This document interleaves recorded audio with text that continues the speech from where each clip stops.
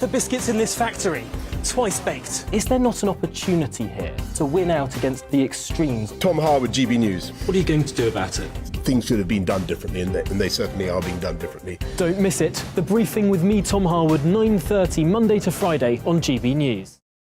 Where would you like to go? Just take me to the studio, please, mate. You know where you're going. I've got a show to do. Friday Night Feast on GB News, 7 p.m. And it's like nothing you've ever seen before. We take a different angle on the week's biggest news stories. The viewers and listeners set me some absolutely mad challenges to do. We tried to rehome a rescue dog. And yes, there's some other wacky stuff in there as well. I feel like I could take on the world.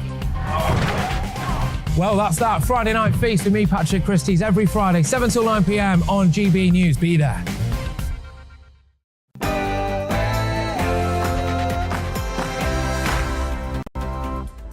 Hello and welcome. This is Real Britain with me, Darren Grimes, on telly, radio and online. Today I'll be asking if building on our green belt is the solution to the housing crisis. Rishi Sunak has pledged to save our precious green belt if he becomes Prime Minister. Liz Truss announced to crack down on catcalling if she wins the leadership race. We'll discuss how big this so-called problem is.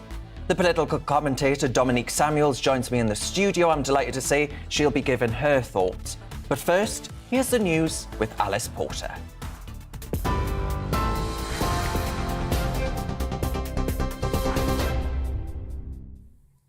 Good afternoon. It's 2 o'clock. I'm Alice Porter in the GB newsroom. Lincolnshire police are appealing for help in tracking down a man over the fatal stabbing of 9-year-old Lilia Valetute in Boston. CCTV images have been released of someone they want to urgently question as part of their investigation. They're asking the public to help identify the man, adding if he's seen, he should not be approached and 999 should be called immediately. The force says 2 people who were arrested earlier this week have now been released with no further action. Rail services are being severely disrupted following the latest round of industrial action. Thousands of drivers from 7 train companies have walked off the job as part of a series of strikes over pay and conditions. It's affecting football fans travelling to opening games of English leagues, as well as people trying to get to the Commonwealth Games in Birmingham. The RMT Union's former Assistant General Secretary, Steve Headley, told GB News there are a number of steps the government must take to resolve the dispute. People will just not sit there and let their homes become cold because they can't heat them, because they've got no gas, because we've got profiteering companies. And the answer is quite simple. The government have to legislate, the government have to nationalise these companies, like France has just done with EDF, and they've got to make sure that this inflation crisis is brought under control. In a huge blow to Rishi Sunak, former Tory leadership contender Tom Tugendhat has endorsed Liz Truss in the race to become Prime Minister. The chair of the Foreign Affairs Select Committee says her promises of tax cuts are based on true Conservative principles and that only she can unite the party. He says both contenders have huge qualities and many talents, but Ms Truss has an advantage on the world stage because of her cabinet position. But Conservative MP Andrew Bowie told GB News Rishi Sunak would be a better leader given the cost of living crisis. When Chancellor created the furlough scheme that saved 11 million jobs in a matter of days, saved thousands of businesses from going bust with the bounce back scheme and other support measures to support them, introduced Eat Out to Help Out that saved so many of our hospitality industries from going bust over the summer of 2020. So I think when you look at it in the round, Rishi has demonstrated by his actions as Chancellor that he's very, very willing and able to deliver short-term measures to support people who are struggling. The lawyer for victims and families impacted by the infected blood scandal says they must be compensated immediately. It's after the inquiry chairman said more than 2,000 surviving victims should receive £100,000 each without delay. About 2,400 people died in what's been labelled the worst treatment disaster in the history of the NHS after patients were given contaminated blood products in the 1970s and 1980s. More than half a tonne of cocaine has been seized at London Gateway Port. National Crime Agency officers worked with Border Force to intercept the drugs hidden in containers of bananas, which had been shipped to the UK from Colombia. Officers estimate the haul would have had a UK street value of more than £40 million once cut and sold. In a major shake-up of the youth prison system, the government is building the UK's first secure school for young offenders.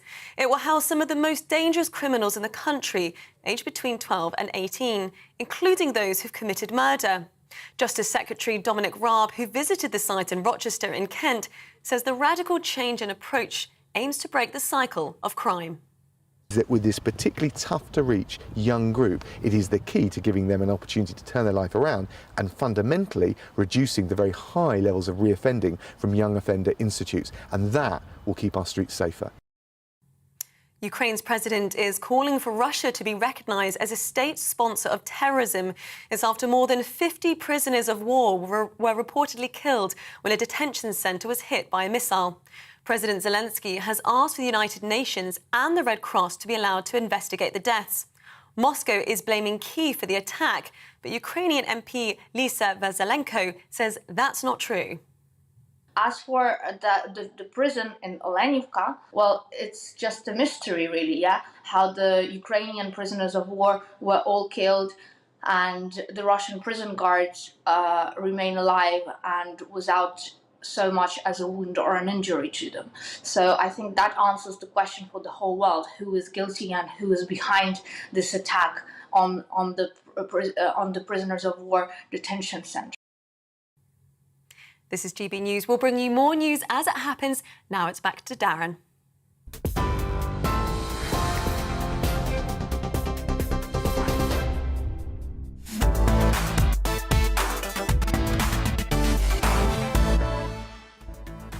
Welcome to Real Britain with me, Darren Grimes. Here's what's coming up over the show today.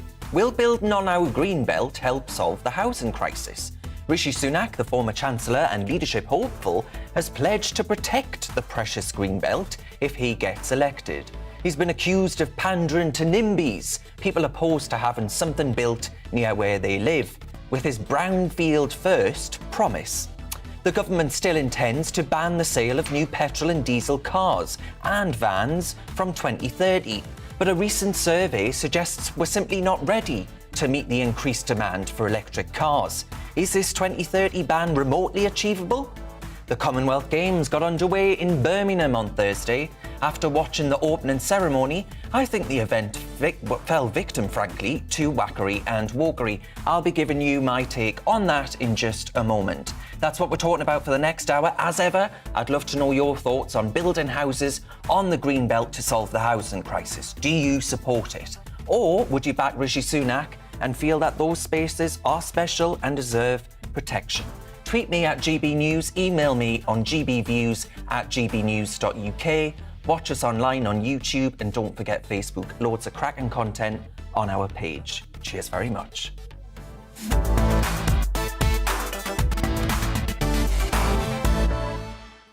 Now, as I say, the other night I popped on the telly for the Commonwealth Games opening ceremony. I made myself comfortable and eagerly awaited what was sure to be a celebration of Britain and this club of nations that work together to advance trade and democracy. Instead, folks, I had to endure yet another left-wing drama school production that's mad on identity politics on our screens. Why do all of our international events have to be smeared in this wokery? When we needed a cheering up after enduring miserable lockdowns, the BBC's New Year's Eve celebrations brought us a Black Lives Matter fist and the colours of the EU, the club that we had just left. Now, as we could do with a bit of cheering up right now as we stare down the barrel of generation-defining inflation and a cost of living squeeze, the BBC decided we needed a sermon from the gospel of woke. Let's examine what the Commonwealth Games represent. What does the Commonwealth mean in modern society? That was BBC presenter Claire Bolden introducing the poet Casey Bailey. Some will look back in nostalgia, the poet said, with footage of galleries and palaces with stolen trinkets to highlight the wrongdoing of empire. There was even B-roll footage of a National Front Keep Britain White banner and a celebration of the grime star Stormzy, glossing over his historical use of anti-gay slurs. So in what should have been an entirely apolitical moment to celebrate the 56 separate nations united behind the goals of democracy, equality and freedom, brought together in Birmingham by the power of sport.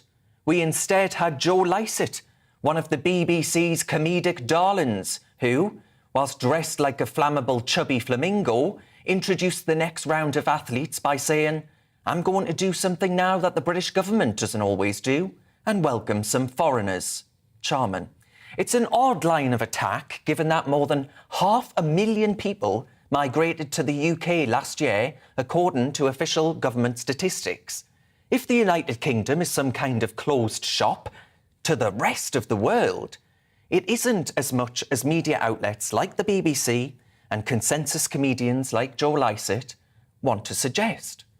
And then, of course, Tom Daley appeared, carrying the latest iteration in the ever-evolving Pride flag. The flag now looks like a Jackson Pollock artwork, a drug and alcohol addict whose frenzied paintings are trippier than Alice in Wonderland. And this flag, of course, no longer represents the right of gay men and women to be as dull as all of you straight people out there.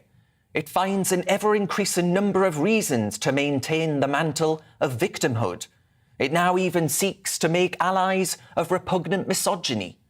Why couldn't Daley, I ask, have carried the Union Jack? There's a flag that genuinely represents equality in law and in wider society for all.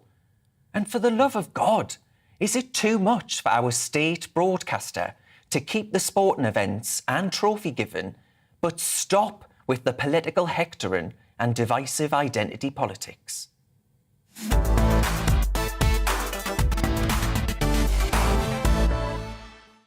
On to former Chancellor Rishi Sunak, who has pledged to save what he calls Britain's precious green belt if he becomes the Prime Minister. He said, "Over the last few years, we've seen too many examples of local councils circumventing the views of residents by taking land out of the green belt for development. But I will put a stop to it. More homes can be built while protecting our green belt and our most precious landscapes." He also said that he wanted to see more houses built in the north and the Midlands rather than in the south. So I'm asking, will building on Greenbelt solve that housing crisis? Well, here to give their views on Dishy Rishi or Fishy Rishi, depending on your view, on his planning policy are property experts Julie Ford and Russell Quirk. Julie Ford, can I start with you? Is Rishi Sunak right to say that the Greenbelt needs this protection? And do we actually have the right definition of Greenbelt? Because it strikes me that some of what is deemed Greenbelt is actually a disused car wash, which in my head is not the image of a green rolling vista. Absolutely spot on, Darren. Greenbelt, we think, is going to be our rolling countryside and our tourist spots that we love so much. Actually, exactly what you've said there. They can be anything from roads between or areas between roads and railway lines, or disused industrial estates, and even on the green belt list is a local tip that is no longer being used. So I think building on green belt land is certainly a good idea, but what we need to do first is go back and rebrand the green belt itself, making sure that our rolling countryside is part of the green belt, and these disused areas of urban control are actually brought back into the industry so that we can build on them. But I don't think this is going to solve the housing crisis as we know it. And can we even call it a crisis anymore? It's been going on long enough. I think it's just a normality now. Maybe Rishi needs to look more at the empty homes problem that we currently have. There's over 500,000 empty homes, but only 300,000 people that are currently in the homelessness situation. So really, bringing empty homes back into use could actually be a better option, and it would be a lot cheaper. So, Russell, is this just a south of England problem? Is this just a London and South East that is actually facing this housing crisis? Well, London and the South East definitely have more density and have a greater requirement for people to own or live in property that's rented, for sure, because, you know, commerce around London and the South East generally obviously dictates that there's a denser population in this part of the world. But I think if I just talk about the point here that Rishi Sunak is trying to make, and of course he's making the point to 180,000 Conservative members, and it's a very easy point to score, really, when it comes to talking to Conservative Party members who obviously are of a particular demographic, because generally Middle England and Conservative voters hate the thought of building on Greenbelt, even though actually when you put to those people, that demographic, that actually only 9% of the UK is built on, and actually 12% of the UK is Greenbelt. So in other words, more of Britain is already Greenbelt and has been since the 1950s than is actually built on. And actually, if you released, to Julie's point, strategically parts of the Greenbelt that perhaps are not so green, the bits that, in my view, you would call perhaps grey belt rather than green belt. So those bits on the edge of big residential areas, those bits of the green belt that are currently scrapyards and old industrial estates that are falling down and so on, just 1% of the green belt released every year, so just 1% every year would solve the housing crisis, assuming, and here's the big caveat, Darren, that you actually don't allow, and I mean don't allow, the top 10 developers, the top 10 house builders in the country, simply to buy that developable land and to hold it as land banked stock, because that is as big a problem as the Greenbelt, where currently there are something like 700,000 plots. I'll say that again, 700,000 plots that are owned by the top 10 house builders that are not in Greenbelt, that either have planning permission or could easily get planning permission, that again would also solve the housing crisis.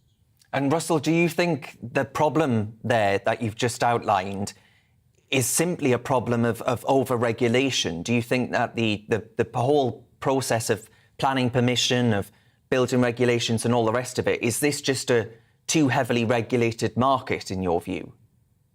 Well, unfortunately, successive governments have never really got to grips with how housing and planning works. And we've had now 12 housing ministers in 12 years, so there's no consistency there. Housing ministers tend to be put in that position almost as a stepping stone to greater office.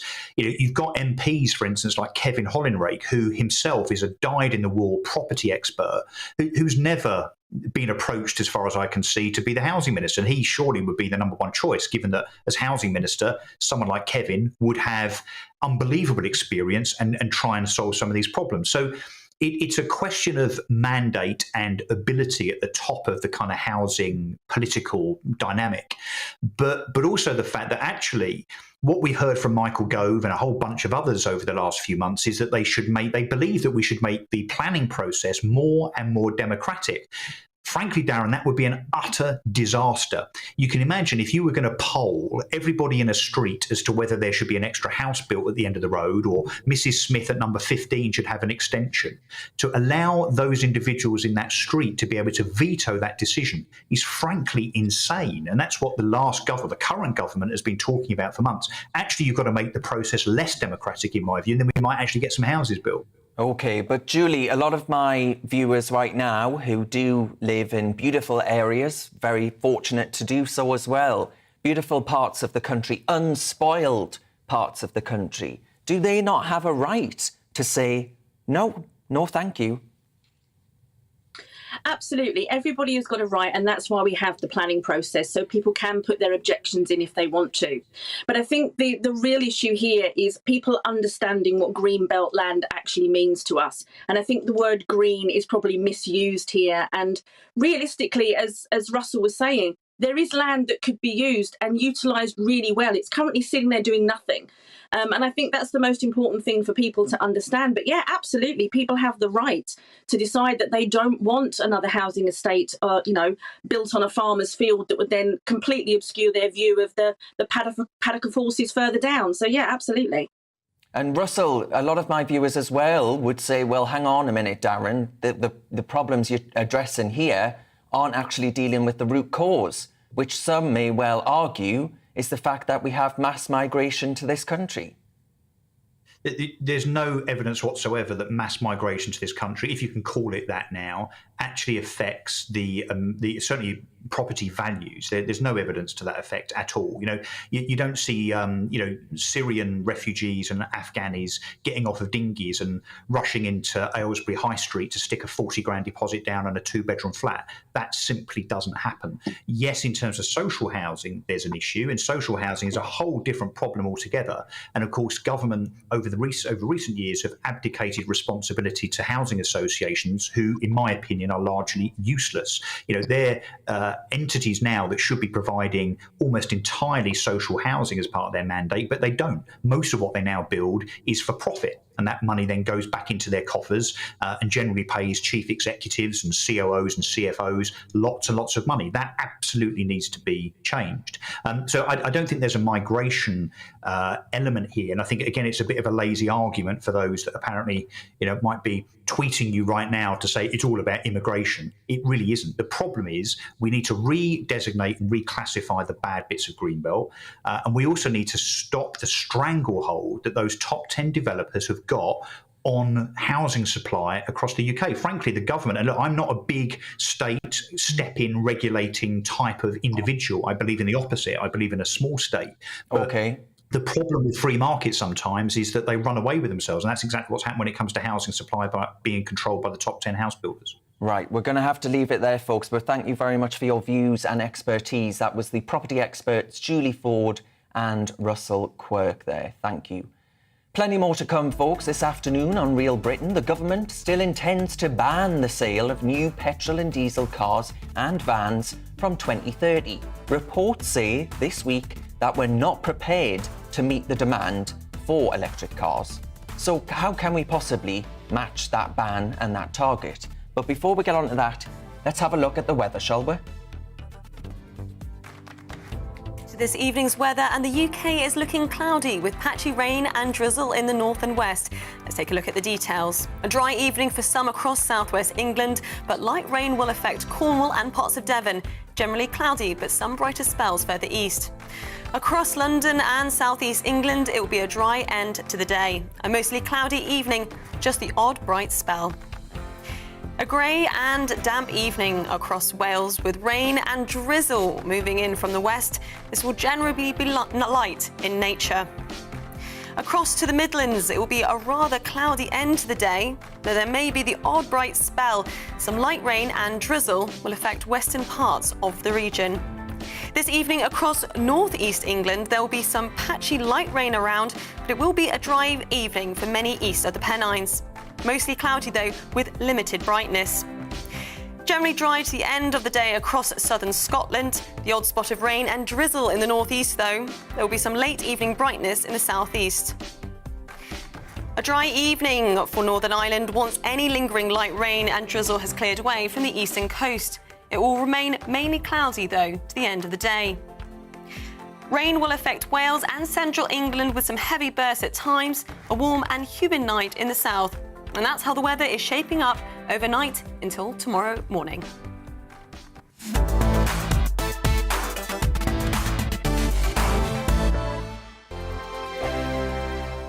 We are GB News. We're right across this great nation. On TV. On radio. On digital. Absolutely everywhere. We don't talk down to you. We embrace all voices with honest and civilised conversation. We are not part of the establishment. We're one of you. And we're only getting started. Join us on GB News, the People's Channel, Britain's news channel.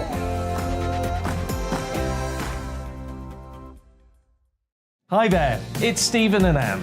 At breakfast from 6 a.m, you'll always be caught up with everything you need to know, the latest headlines, opinions and debates. We'll bring you the good news and the bad, but most of all, we're here for you. Remember, send in your views and let us know what you would like us to talk about.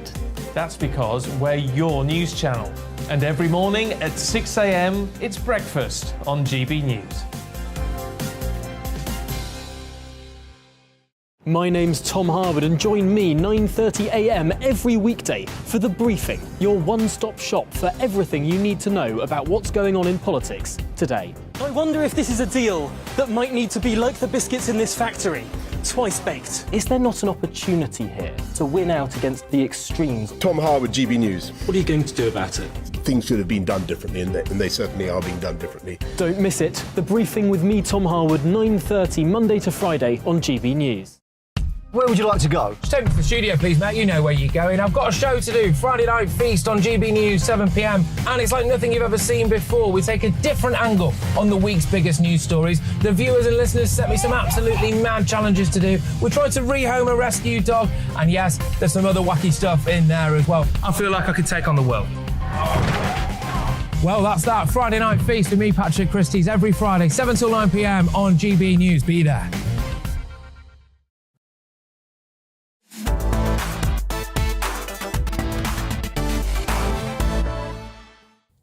Welcome back. Now, folks, according to a report by Auto Trader, car dealers in the UK have received quite the electric shock as they struggle to meet the demand surging for electric cars, with half of dealerships yet to sell a single one. Out of the 334 dealerships that responded to Auto Trader, 50.4% had never sold an electric car, while 51.6% said they felt unprepared and not strategically ready to respond to the surging demand for these vehicles. So are the government's plans to end the production of all new petrol and diesel cars by 2030 remotely realistic? To discuss this, I'm joined by the editorial director of What Car, Jim Holder. Now, Jim, if I recall correctly, you're quite relaxed about electric cars, right? I'm certainly a huge supporter of the journey that we're on. I've driven them extensively and seen for myself that they can work. But I think perhaps what you're highlighting here is, the government has a goal without a plan. How does it get to this 2030 goal? And what are the stepping stones that need to be taken? And I think these are the things that need to be thought about. They probably needed to be thought about before now, but they certainly need to be thought about now. So what do you think these dealerships actually mean when they say they're not, and this is their language, not strategically ready to sell electric cars? Is that because there just isn't the infrastructure there to charge these vehicles? Yeah, I think there's a few issues at play here. I think the first thing that we need to do is separate out this study. What it is saying is that the majority, but only a small majority, of franchise dealers, so new car selling dealers, have sold an electric car. So that's really good news. More and more people are buying electric cars. We estimate around 1 million on our roads now out of a 30 million car park. But it's the independent dealers, the dealers who tend to sell the second-hand used vehicles, who have yet to really sell electric cars in large numbers, around 15-16% saying that they've done so. And we're on a journey in terms of that, I think. Really, electric cars have only been in the mainstream for about 3 years. They've been on sale for about 10, entered the mainstream for the last 3, where there's been an explosion of choice and capability from the cars being launched. But those vehicles are only really starting to come on to the used car market. And I think for the whole electric car journey to be complete, we need a thriving used car market so that people can buy into electric cars at a lower price than they currently can do. There's no question they're more expensive up front to buy than a petrol or diesel engine car.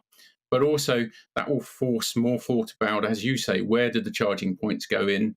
How are they accessed? How are they used? How do we ensure that we don't create a society where there's haves and have-nots when it comes to personal transport? Because, Jim, I tell you what, and forgive my scepticism, but with this arbitrary target, right, with the government just saying, I've got an idea, here's 2030, let's go for that, that sounds good. I actually can remember a time when especially the European Union and the European Commission were pushing diesel cars, right? They were saying diesel cars are the future, and actually these hybrid motors are the future. But actually, what we then found out was that diesel cars were poisoning the air, right? So I'm not convinced that electric is going to be the future. I actually think we're going to, for a long time yet to come, we're going to say, OK, we just can't afford, we haven't got the infrastructure and all the rest of it to go entirely electric. I think this target won't see the light of day. Yeah, I think the scepticism is healthy. It forces a greater interrogation of what's trying to be achieved. And I think as we go into crisis after crisis in other parts of the world and our lives, there may have to be some flexibility. But I think to force change, sometimes you do need a target. It's notable that most of the major countries around the world are heading towards a similar target. And it's notable that other countries that started before the UK have made significant progress. The poster child here is Norway, which admittedly has some advantages from its richness from oil money that it could invest to incentivize it, and also its natural resources in terms of green energy. But in 6 years, they've made incredible progress towards very high percentages of new cars sold, 80-90% now. So they've proved it can be done. And I think the ambition needs to be there. If we accept that there is a climate crisis, we accept, therefore, that we have to make changes. Today, 15 towards 20% of the new car market is going to be electric.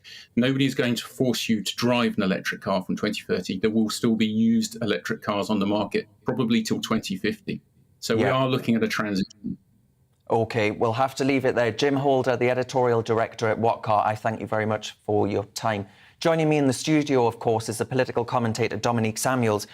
Dominique, we know for a fact, right, that you have to drive these things for many years in order to actually make them carbon neutral, in the sense of they're actually quite dirty to build. Of course. And I think that with this, one thing that the government has forgotten with this arbitrary 2030 target is that, this isn't just something that's going on in the UK, it's worldwide. There are supply chain issues, which mean that the supply of electric cars just won't be able to meet demand in the future. And when it comes to independent retailers selling used electric vehicles, also one of the reasons why retailers are struggling to sell them and why they might be a bit more reluctant to sell them is just because it takes longer for them to be sold compared to normal petrol and diesel cars. You need more expertise, and a lot of the time the people that are selling these cars know just as much as the people that are coming in to buy them. So there really does need to be more of an actual plan, because I know we don't want this, but what will happen is you'll have a society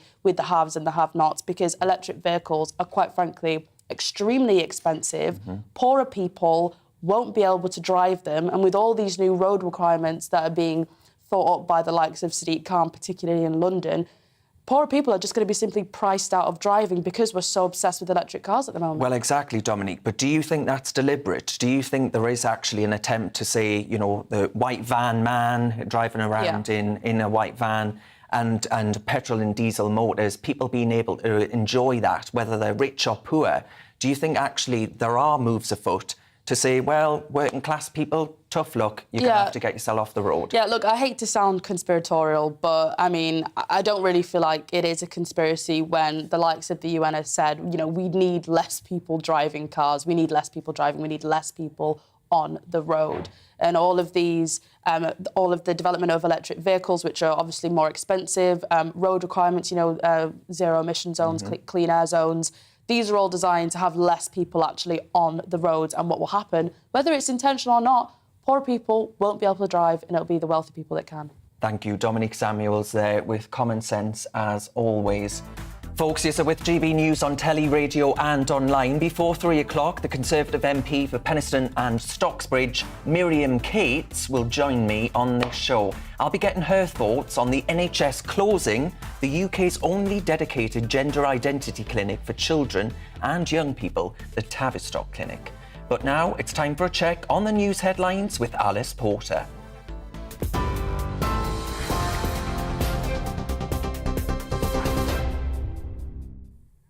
It's just gone 2:30. I'm Alice Porter in the GB Newsroom. Lincolnshire police have released CCTV images of a man they want to question over the fatal stabbing of 9-year-old Lilia Valatuta in Boston on Tuesday. They're urgently appealing for help to identify him, adding if he's seen, he should not be approached and 999 should be called immediately. Thousands of drivers from 7 train companies have walked off the job as part of a series of strikes over pay and conditions. The industrial action is causing severe travel disruption for football fans heading to the opening games of English leagues and people trying to get to the Commonwealth Games in Birmingham. Former Tory leadership contender Tom Tugendhat has endorsed Liz Truss in the race to become Prime Minister. The chair of the Foreign Affairs Select Committee says her promises of tax cuts are based on true Conservative principles and that only she can unite the party. Efforts to vaccinate people against monkeypox are ramping up, with huge queues being seen outside Guy's Hospital in central London. It's after Spain confirmed Europe's second death linked to the virus. The government is building the UK's first secure school for young offenders. The site in Kent will house some of the most dangerous criminals in the country, aged from 12 to 18, including those who've committed murder. Justice Secretary Dominic Raab says the radical change in approach aims to break the cycle of crime. TV, online and DAB plus radio, this is GB News. Don't go anywhere. Darren will be back in just a moment.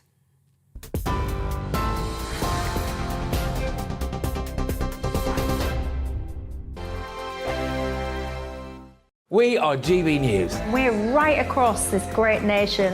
On TV. On radio. On digital. Absolutely everywhere. We don't talk down to you. We embrace all voices with honest and civilised conversation. We are not part of the establishment. We're one of you. And we're only getting started. Join us on GB News, The People's Channel. Britain's news channel.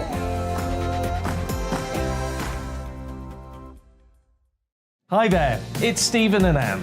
At breakfast from 6 a.m, you'll always be caught up with everything you need to know.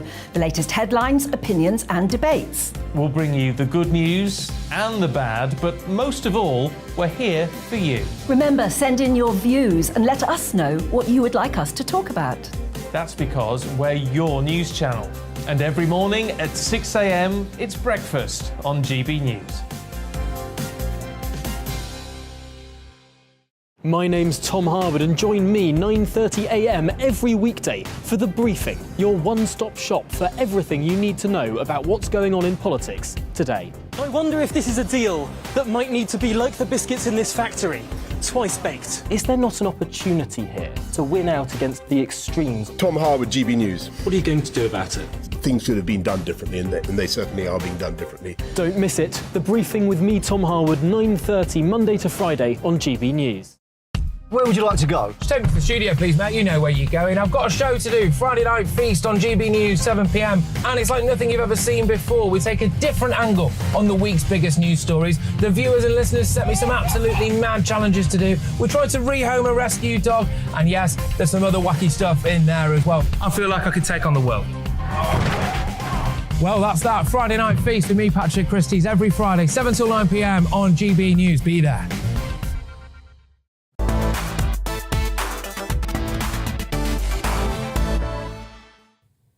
Welcome back. Thank you very much for your company. Next up, the Commonwealth Games opening ceremony, which is supposed to be a celebration of Britain and, of course, the rest of the nations, showing our unity and strength and influence on the world stage. Well, Prince Charles opened the Games in style as he read a message from Her Majesty the Queen, calling Birmingham a pioneering city, symbolic of the rich diversity and unity of the Commonwealth. But the rest of the ceremony wasn't quite as celebratory. Joining me now to discuss this is the chief political writer for Spiked, Brendan O'Neill. Brendan, thank you very much for your company. What did you make of this ceremony? Because I just, watching it, I was depressed. I thought, my God, instead of trophy given and sport celebration, it seems to be more about whackery and wokery and shoving it in our facery. It was absolutely dreadful. I was expecting it to be pretty bad. I thought it would be like the Olympic ceremony 10 years ago, which I really didn't like either. That was also a fairly triumphant celebration of rather eccentric middle-class values. But it was even worse than I was expecting. It was hyper-woke. It kicked off with a poem about how horrible, basically, the Commonwealth has been throughout history. It showed us Britain in the 60s and 70s and how racist we were, with National Front marches and swastika graffiti on street buildings. And it basically painted an image of Britain as this country with a horrible, racist shade shady history, which has to re-enlighten itself about the values of racial equality, gender equality, pride, and so on. So it was, as I said in a piece I wrote for Spiked, it was like being hit over the head with a copy of The Guardian for 3 hours. It was a finger-wagging lecture, which I don't think is what most people wanted when they watched this ceremony. Yeah, Brendan, what's wrong with the BBC? What's wrong with our state broadcaster? Because a lot of my viewers are of the view that you remember during the year of lockdown, when we'd come through that period, and we thought, right, it's New Year's Eve, perhaps a time for a little bit of festivity and celebration. And the BBC, of course, broadcast the BLM fist being beamed up into the air during their light show. And you just sort of think, hang on a minute, right? Why does it always seem that the BBC is the one broadcasting what you describe as finger-wagging at the nation? Yeah, something's gone really wrong with the BBC. It's supposed to be the public broadcaster, but it's become the anti-public broadcaster. It now sees its mission as being to lecture the public and correct our supposed wrongthink and give us all the right views as agreed upon by the kinds of people who work for the BBC. So it's become a very hectoring institution that is constantly trying to re-educate the masses. And it does it everywhere. It does it on soap operas. As you say, it did it at the end of the year, the New Year's Eve celebrations. It did it in bucket loads with the opening ceremony on Thursday, which of course was done in tandem with leading lights in the Birmingham literary and artistic scene. So they really all came together for that ceremony to lecture the throng about all the right ways to think about the world. And the BBC is often at the forefront of that attempt to make the public more woke, make us more like them, and clean out our supposedly backward ways of thinking. And I think a lot of people are turning off the BBC now because they recognise that it is pretty hostile to the public rather than representing their values. Yeah, and you also, in your Spiked piece, Brendan, you mentioned Tom Daley, who many might well be of the view showed a support for the LGBTQ plus, whatever the alphabet soup is these days, Brendan, I can't remember. But he actually, as the baton relay concluded, he was flying the new flag, the Progress Pride flag, or whatever it's called. Do you view that as a moment of solidarity with Commonwealth nations that perhaps don't have as stringent protections and safeguards in place for gay men and women and trans people? Or do you view this as an evolution, maybe, of this movement, which has moved so far beyond just allowing us to in society to be as boring as straight people? Actually, it's evolved far beyond that. It seeks new ways to champion that mantle of victimhood. And is Tom Daley perhaps the poster boy for that movement? Yeah, something's gone really horribly wrong with Pride over the past few years. We all know why Pride first came into existence. It's because gay men and lesbians faced persecution and discrimination and in some cases violence. And they created a movement to say, look, we're here, we're part of society, let us be. And that was a very positive movement in the 60s and 70s and 80s for gay equality. And the vast majority of people would support that. But more recently, Pride has, firstly, it's been co-opted by the trans ideology, which is a very odd ideology, not least in relation to same-sex relationships. There is now this idea that if you're a gay man who refuses to have sex with a woman who identifies as a man, then you're a bigot.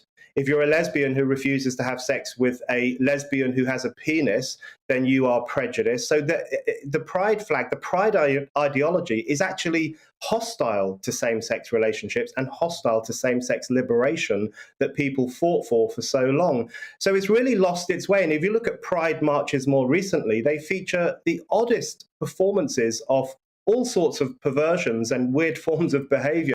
People dressed as dogs, grown men dressed as babies, people twerking in front of children. This is embarrassing for those gay men and women who fought for so long to be taken seriously as free members of society.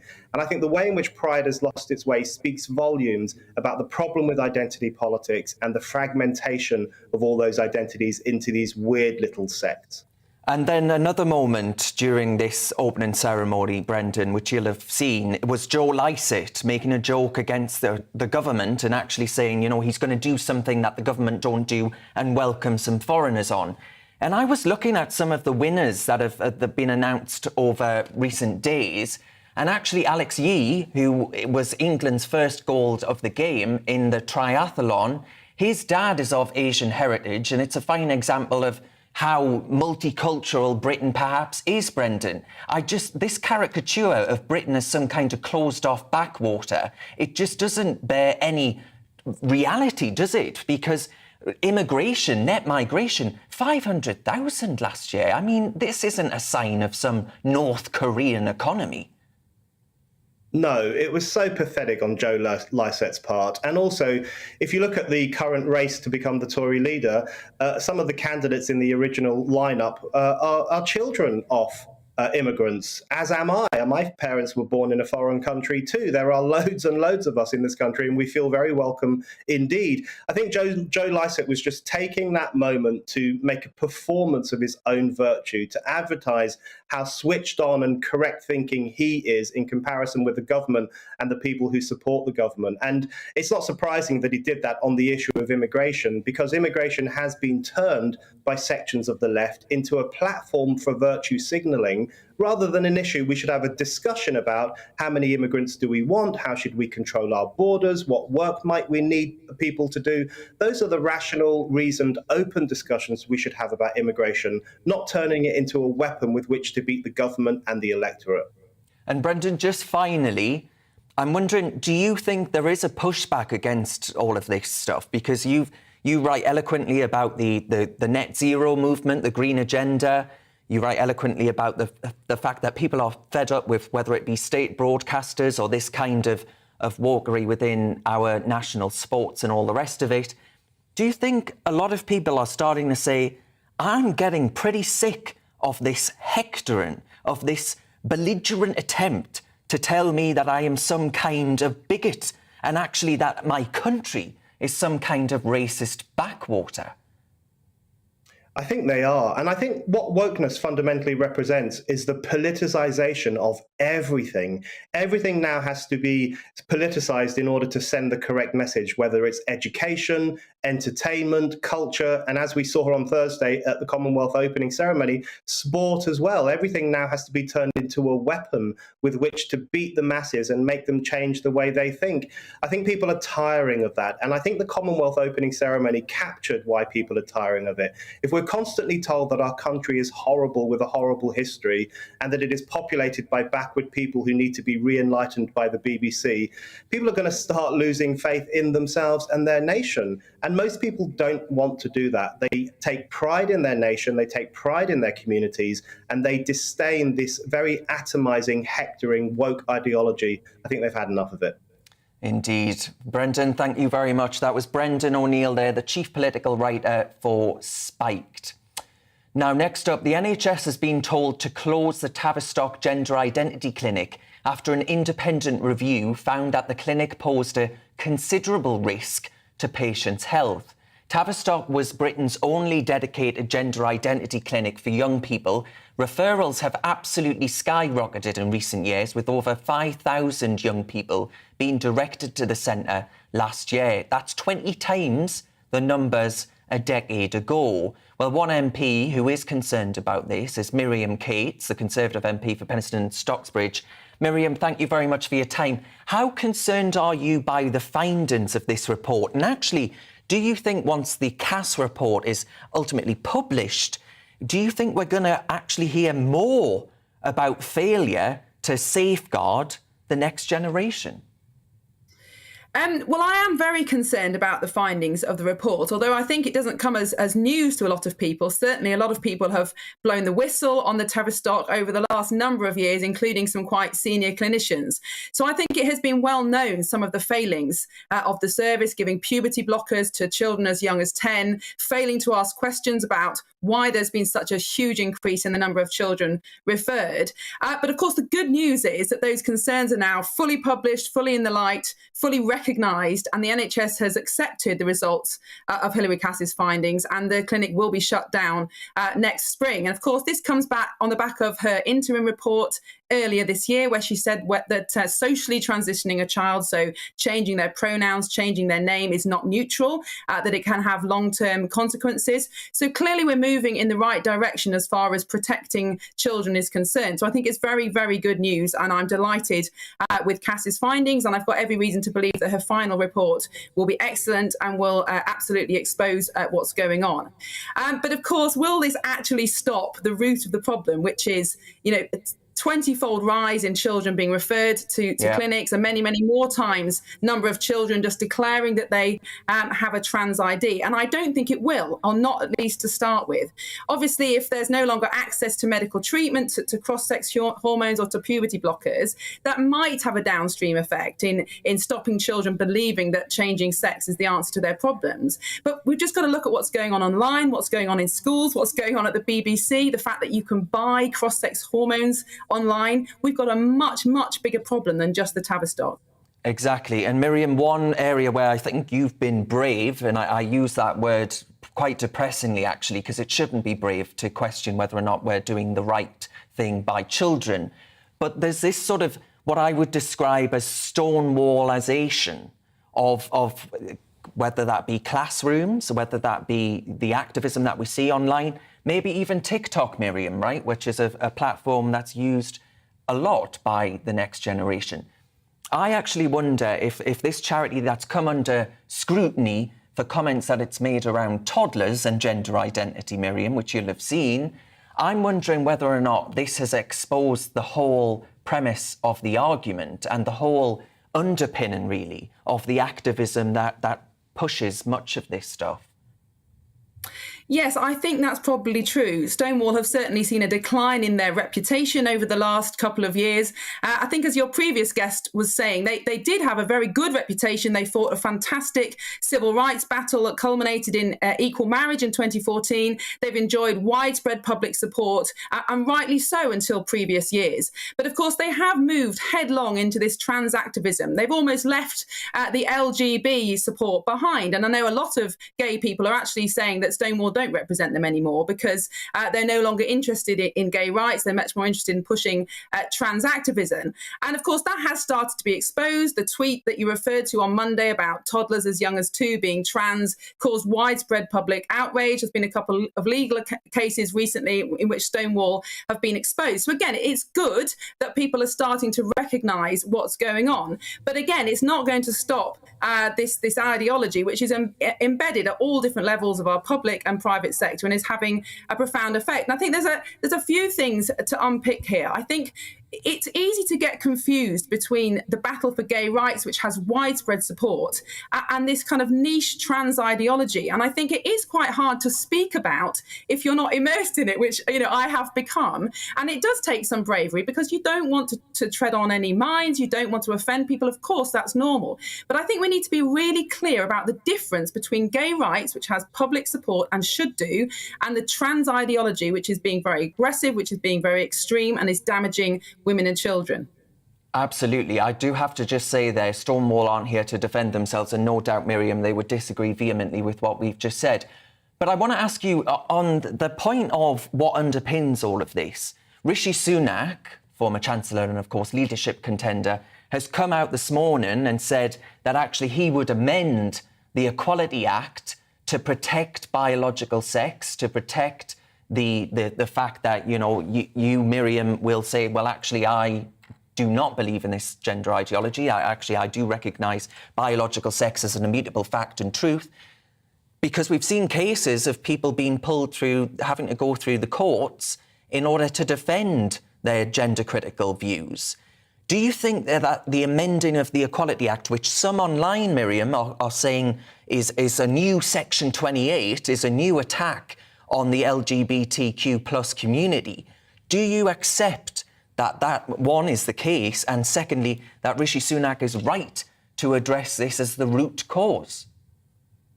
Well, I think it's quite complex, but what the Equality Act does show is just how quickly the narrative and the culture has changed, because that was an act that was brought in 2010, and nobody could have foreseen at that point the way that gender ideology could have taken over. Nobody would have said at that point that a man can become a woman just by saying he is, and that he should therefore be able to be treated legally as a woman. That was not a mainstream view as it is now, and that's just 12 years ago.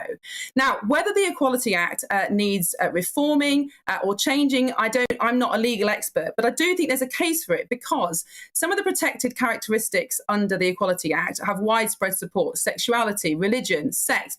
But one of the ones that has caused confusion is this idea of gender reassignment as a protected characteristic. Now, probably the general public think gender reassignment means you've been through full medical surgical transition. You've perhaps obtained a gender recognition certificate, which means your legal sex has changed and you are fully living as the opposite sex. But actually, the way that that law has been interpreted is that gender reassignment just means that you intend to go down that route, that you intend to have treatment at some point. And this is where the problem arises, because there may be a case for biological men who've gone through the entire works to be treated in some cases as women. Perhaps that's arguable, but there may be a case. But there is no case whatsoever for a fully biological male, anatomy intact, no attempt to present as a woman, to use women's services. And this is where the problem occurs, because there is this legal controversy about what gender reassignment means. So I do think without solving that controversy, it's going to be very difficult to protect biological sex. But it's for people with much better legal minds than mine to determine how we best do that. Miriam, I guarantee that there will be people watching this programme, no doubt, that think that you are speaking total common sense, but that the world has totally lost its mind. But Miriam, we're going to have to leave it there. I do thank you for your time. Miriam Cates, the Conservative MP for Penistone and Stocksbridge. Now, in a statement, the Tavistock and Portman NHS Foundation Trust said, "We will work closely with our partners and commissioners to ensure a smooth transition to the new model of delivery. Over the last couple of years, our staff in Gates have worked tirelessly and under intense scrutiny in a difficult climate." And in response to the Dr Cass's NHS review, NHS England said, "This latest advice means we are now able to start building a more resilient service by expanding provision and enhancing the focus on quality in terms of clinical effectiveness, safety and patient experience." With me in the studio, of course, is a political commentator, Dominique Samuels. Dominique, this stuff, you've just heard me in conversation with the Conservative MP Miriam Cates there. Do you actually fear for the next generation with all of this going on? Oh, I fear immensely for the next generation, and I think it's absolutely shocking that the Tavistock Clinic is only just being closed down, because I think it should have been closed down a very long time ago, and I think a lot of people would agree with that. I think Miriam touched upon a really salient point, and that it's not just about Tavistock, it's about what is existing culturally in our society, where we're telling young boys and young girls that any problem that they may have, whether it be that, there's a boy that's more effeminate or a girl that it gravitates more towards male-attributed things, that means they need tomboy. A tomboy, yeah. That means that they need to change their sex, and I think it's extremely damaging. And the focus should be primarily on mental health, first and foremost, not prescribing life-changing things like puberty blockers and hormones that changes the course of a young person's life, in many cases irreparably. But Dominique, some people would say to that, well, hang on a minute. If you don't have that automatic affirmation, if you don't say, well, actually, that you say you are trans, we absolutely must allow you to live your life like that, they would say that you're transphobic if you don't do that. I think people like that are dangerous, quite frankly. They shouldn't be allowed anywhere near children. I don't believe that they have the best interests of children at heart when they're saying that I'm not even going to question why you feel this way. I'm just going to affirm it without asking so much as a question. And that's why there are so many legal cases actually being brought forward, because people feel as though they were pushed into it too quickly, and it's because of this woke hysteria and this woke culture that's permeating every aspect of our culture. Dominique Samuels, thank you very much for your view there. Now, folks, you're watching Real Britain with me, Darren Grimes. Thank you very much for your company. Here's the latest on the weather. To this evening's weather, and the UK is looking cloudy with patchy rain and drizzle in the north and west. Let's take a look at the details. A dry evening for some across southwest England, but light rain will affect Cornwall and parts of Devon. Generally cloudy, but some brighter spells further east. Across London and southeast England, it will be a dry end to the day. A mostly cloudy evening, just the odd bright spell. A grey and damp evening across Wales with rain and drizzle moving in from the west. This will generally be light in nature. Across to the Midlands, it will be a rather cloudy end to the day, though there may be the odd bright spell. Some light rain and drizzle will affect western parts of the region. This evening across northeast England, there will be some patchy light rain around, but it will be a dry evening for many east of the Pennines. Mostly cloudy though, with limited brightness. Generally dry to the end of the day across southern Scotland. The odd spot of rain and drizzle in the northeast though. There will be some late evening brightness in the southeast. A dry evening for Northern Ireland once any lingering light rain and drizzle has cleared away from the eastern coast. It will remain mainly cloudy though to the end of the day. Rain will affect Wales and central England with some heavy bursts at times, a warm and humid night in the south. And that's how the weather is shaping up overnight until tomorrow morning.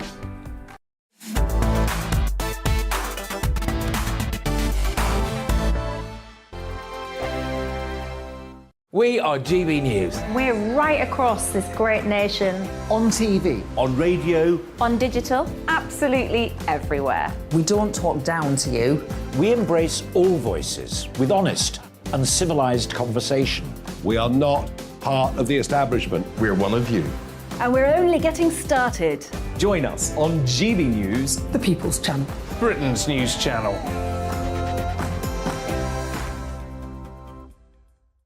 Hi there, it's Stephen and Anne. At breakfast from 6 a.m, you'll always be caught up with everything you need to know, the latest headlines, opinions and debates. We'll bring you the good news and the bad, but most of all, we're here for you. Remember, send in your views and let us know what you would like us to talk about. That's because we're your news channel.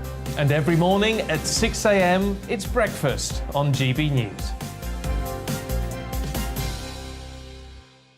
My name's Tom Harwood and join me 9:30 a.m. every weekday for The Briefing, your one-stop shop for everything you need to know about what's going on in politics today. I wonder if this is a deal that might need to be like the biscuits in this factory, twice baked. Is there not an opportunity here to win out against the extremes? Tom Harwood, GB News. What are you going to do about it? Things should have been done differently, and they certainly are being done differently. Don't miss it. The Briefing with me, Tom Harwood, 9:30 Monday to Friday on GB News. Where would you like to go? Just take me to the studio, please, mate. You know where you're going. I've got a show to do. Friday Night Feast on GB News, 7 p.m. And it's like nothing you've ever seen before. We take a different angle on the week's biggest news stories. The viewers and listeners set me some absolutely mad challenges to do. We tried to rehome a rescue dog. And yes, there's some other wacky stuff in there as well. I feel like I could take on the world. Well, that's that. Friday Night Feast with me, Patrick Christie's, every Friday, 7 till 9 p.m. on GB News. Be there.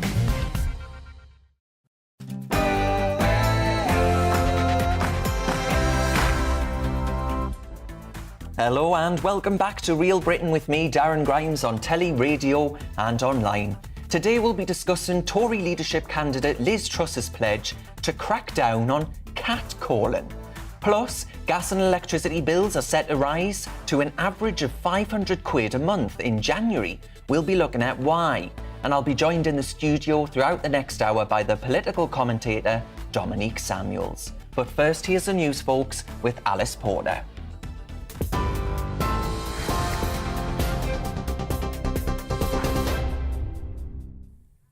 Good afternoon. It's 3 o'clock. I'm Alice Porter in the GB newsroom. Lincolnshire police are appealing for help in tracking down a man over the fatal stabbing of 9-year-old Lilia Valatuta in Boston. CCTV images have been released of someone they want to urgently question as part of their investigation. They're asking the public to help identify the man, adding if he's seen, he should not be approached and 999 should be called immediately. The force says 2 people who were arrested earlier this week have now been released with no further action. Spain has confirmed Europe's second death linked to monkeypox, raising fresh concerns about the virus. In the UK, efforts to vaccinate people are ramping up with huge queues outside Guy's Hospital in central London. Nearly 2,500 cases have been confirmed here, with most of them in England. Scientists have warned the window is closing to stop the spread of the infection, with global cases doubling every 2 weeks. The lawyer for victims and victim families impacted by the infected blood scandal says they must be compensated immediately. It's after the inquiry chairman said more than 2,000 surviving victims should receive £100,000 without delay. About 2,400 people died in what's been labelled the worst treatment disaster in the history of the NHS after patients were given contaminated blood products in the 1970s and 1980s. Cocaine with an estimated street value of £40 million has been seized at a port on the Thames. More than half a tonne of the Class A drug was smuggled into the country from Colombia, hidden in boxes of bananas. The National Crime Agency says a boat which was en route to the Netherlands was intercepted at London Gateway on the Essex coast. Rail services are being severely disrupted following the latest round of industrial action. Thousands of drivers from 7 train companies have walked off the job as part of a series of strikes over pay and conditions. It's affecting football fans travelling to opening games of English leagues, as well as people trying to get to the Commonwealth Games in Birmingham. The RMT Union's former Assistant General Secretary, Steve Headley, told GB News there are a number of steps the government must take to resolve the dispute. People will just not sit there and let their homes become cold because they can't heat them, because they've got no gas, because we've got profiteering companies. And the answer is quite simple. The government have to legislate, the government have to nationalise these companies, like France has just done with EDF, and they've got to make sure that this inflation crisis is brought under control. Former Tory leadership contender Tom Tugendhat has thrown his support behind Liz Truss in the race to become Prime Minister.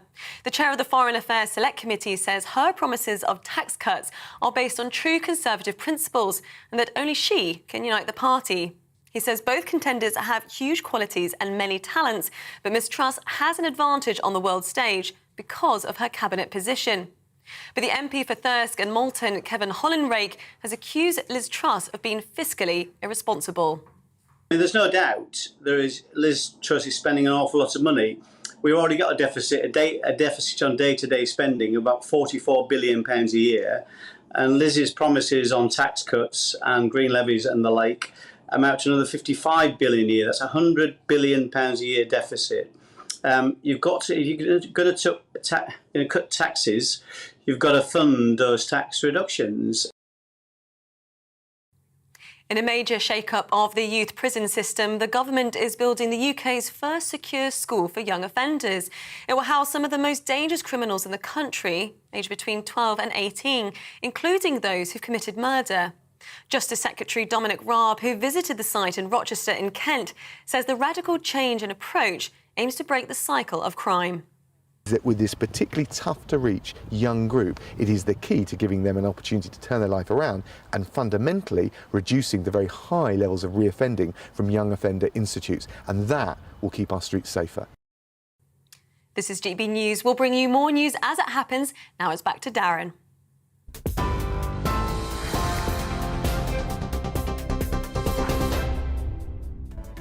Welcome back to Real Britain with me, Darren Grimes. Here's what's coming up on the show. Liz Truss is set to make wolf whistling and catcalling illegal if she's made Prime Minister. It's part of a crackdown on misogyny in public places. We'll be getting a range of views on whether the plan is needed at this time. Energy bills are predicted to rise to a whopping £500 a month in January, at what is already a financially really quite tough time. Can we afford this, and what more support can we expect? And also before 4 o'clock, we'll be taking a look at the Labour Party. Remember them? MP Sam Tarry joined striking rail workers at a picket line, despite Sir Keir Starmer telling members of his shadow cabinet to stay well away. This led to the sacking of the shadow transport minister, which has angered unions and senior figures on Labour's left. That's what we're talking about for the next hour. As ever, your voice is more important than my own. What do you make of this catcalling? Should we ban it? Tweet me at GB News or email me on gbviews@gbnews.uk. Watch us online on YouTube and don't forget Facebook. Cracking content on our page. Cheers very much.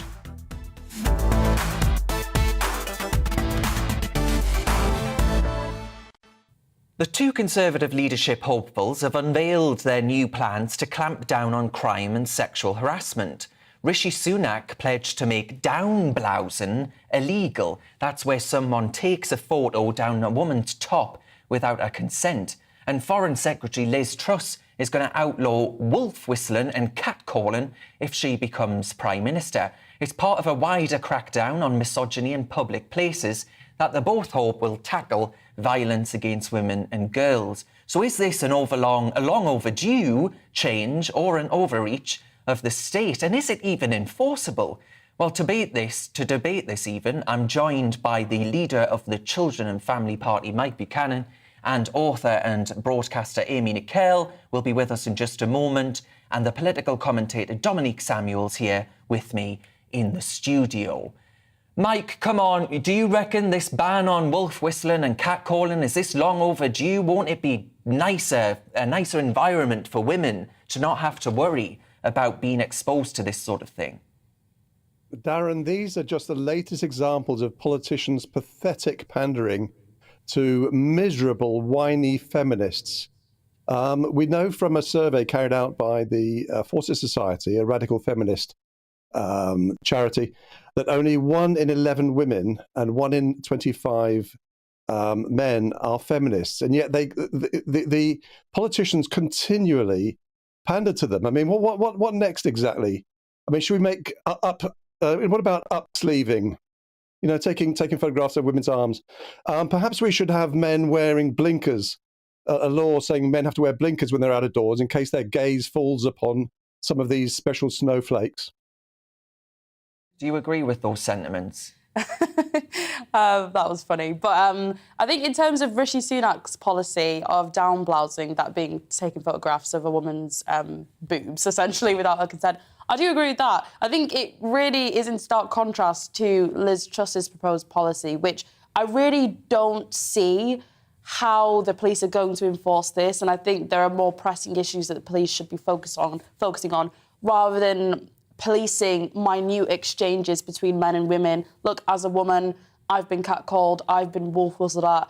Am I going to then stand there and call the cops? No. Will they come? I mean, they don't even arrive for burglaries. Probably not. So it just seems to be a waste of police time when they could be spending more time focusing on women being actually raped and murdered rather than someone whistling at someone.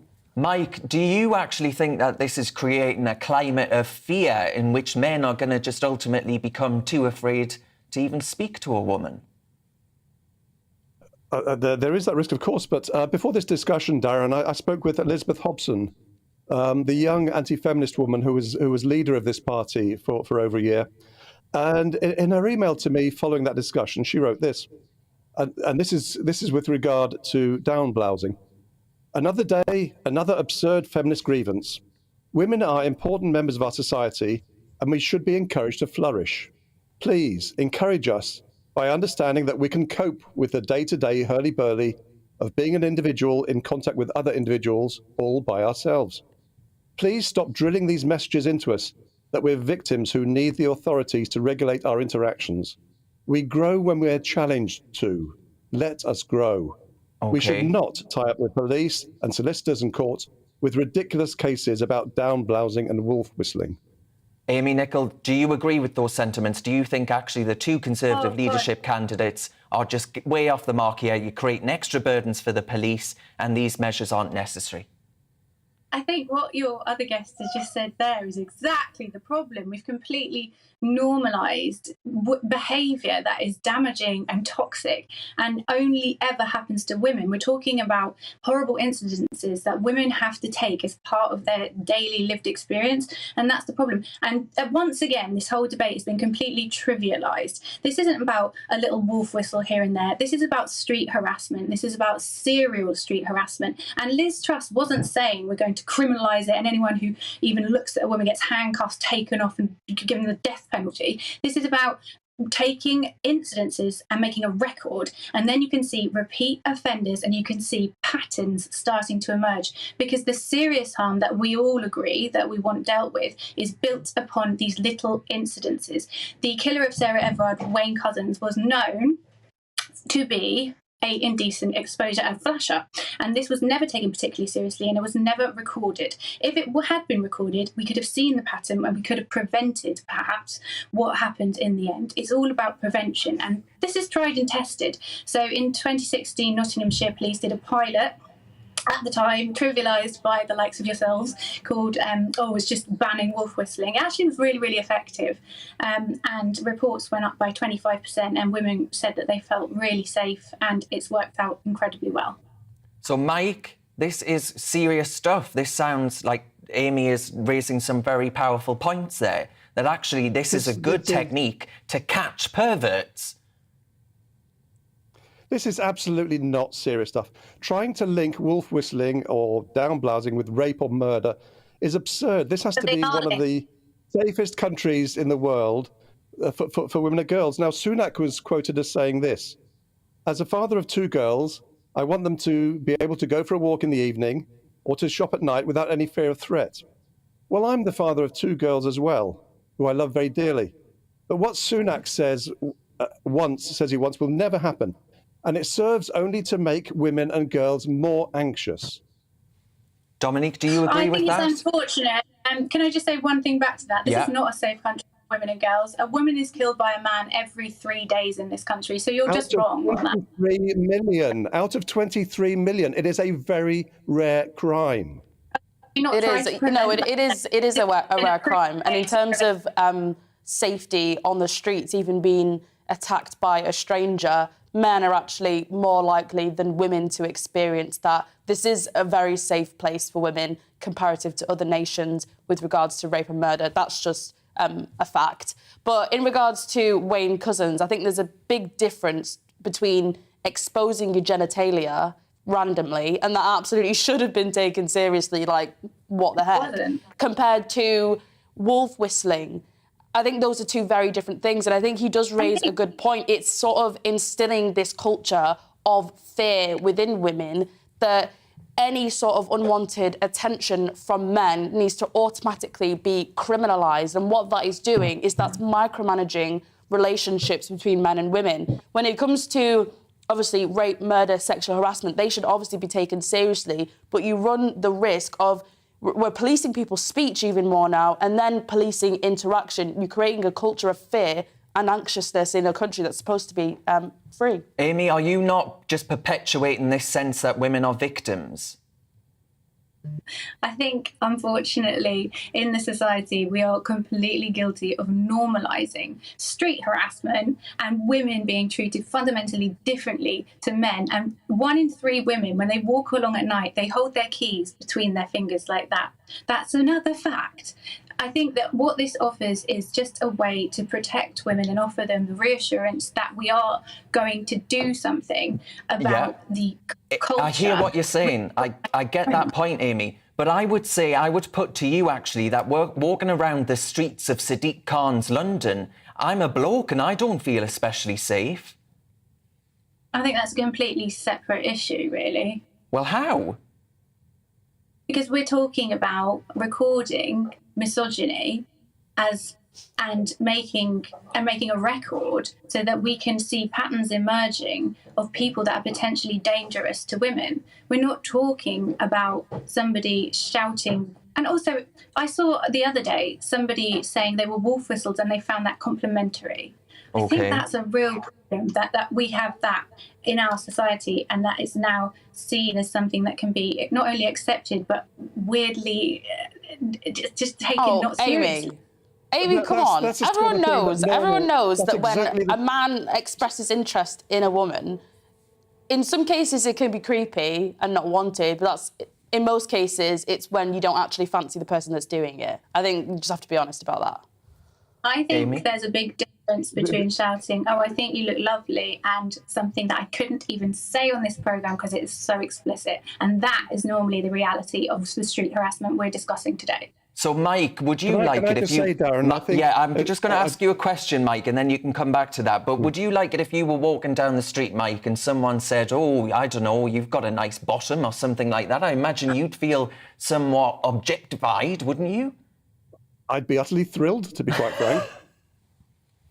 It would make my year. It hasn't happened yet, Darren, but one can but hope. And I just wanted to say, to say that wolf whistling or catcalling are evidence of misogyny, well, to normal people, which obviously excludes feminists, that is just absolutely ridiculous. They're expressions of appreciation for women, and normal women appreciate it. And plenty of women have told me that as they got older, they didn't get wolf whistled, and they're kind of pissed off about it. Oh, I apologise for that language there by Mike. Sorry, but Amy, I'm just wondering, you had some point to raise there. I just think it's absolutely startling and astounding that you've got a guest who is endorsing wolf whistlers. So you would be happy for your daughters to walk along the street and have random men shout from the other side of the road about their body parts? Is that what you want? It's not what I want, but at the end of the day, you know, you're seeking a world that can never exist, and you know, women will always, you know, I would rather that women build some resilience rather than be special snowflakes who melt, melt just as a man shouts something in the street. Right? So men are exempt from this, but we as women must accept things that you don't experience or have to deal with anyway. We have to be accepted. Amy, men get shouted at. I can tell you, any Scotsman who wears a kilt into a pub or a bar will have stories about being you know, about drunk women taking photographs up their kilt. But you've never heard about men whining on about up-kilting, have you? Dominique? I can't believe this is reduced to this. We're essentially living in a country that's decriminalised rape. I think only 3% of rapes are.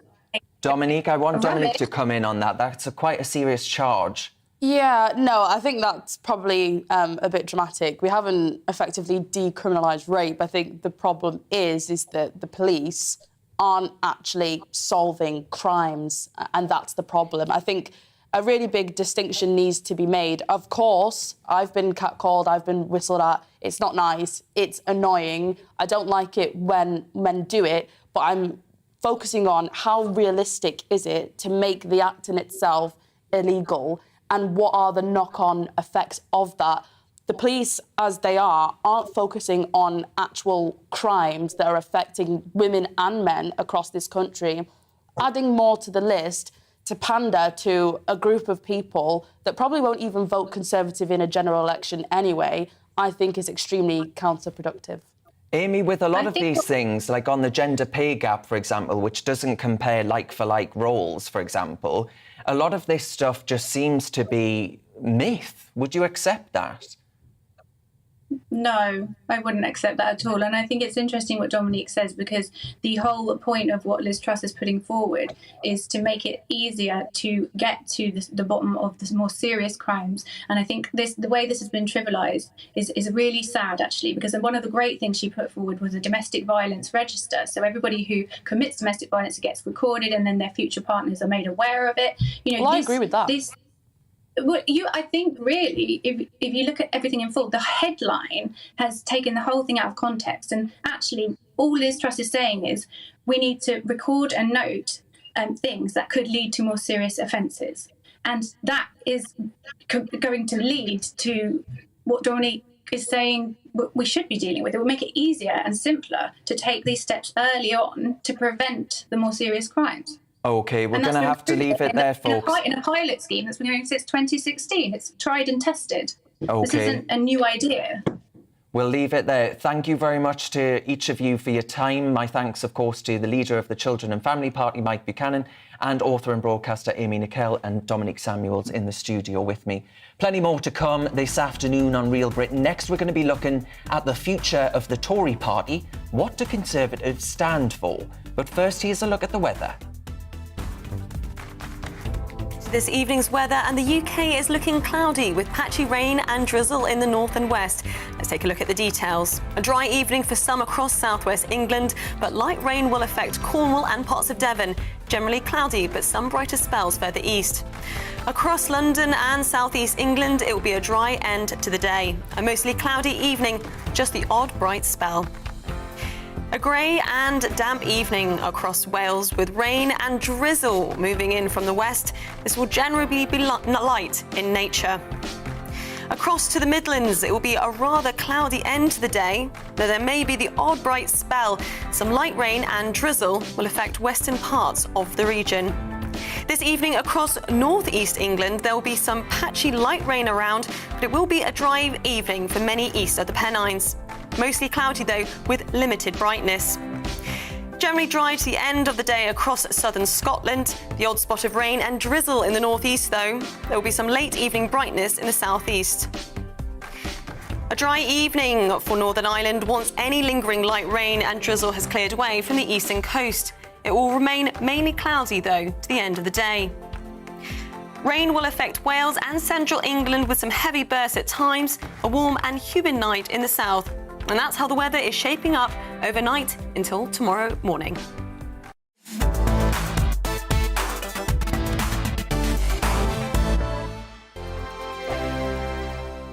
We are GB News. We're right across this great nation. On TV. On radio. On digital. Absolutely everywhere. We don't talk down to you. We embrace all voices with honest and civilised conversation. We are not part of the establishment. We're one of you. And we're only getting started. Join us on GB News, the People's Channel. Britain's news channel.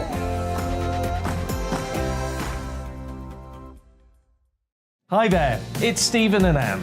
At breakfast from 6 a.m, you'll always be caught up with everything you need to know, the latest headlines, opinions and debates. We'll bring you the good news and the bad, but most of all, we're here for you. Remember, send in your views and let us know what you would like us to talk about. That's because we're your news channel. And every morning at 6 a.m, it's breakfast on GB News. My name's Tom Harwood and join me 9:30 a.m. every weekday for The Briefing, your one-stop shop for everything you need to know about what's going on in politics today. I wonder if this is a deal that might need to be like the biscuits in this factory, twice baked. Is there not an opportunity here to win out against the extremes? Tom Harwood, GB News. What are you going to do about it? Things should have been done differently, and they certainly are being done differently. Don't miss it. The Briefing with me, Tom Harwood, 9:30 Monday to Friday on GB News.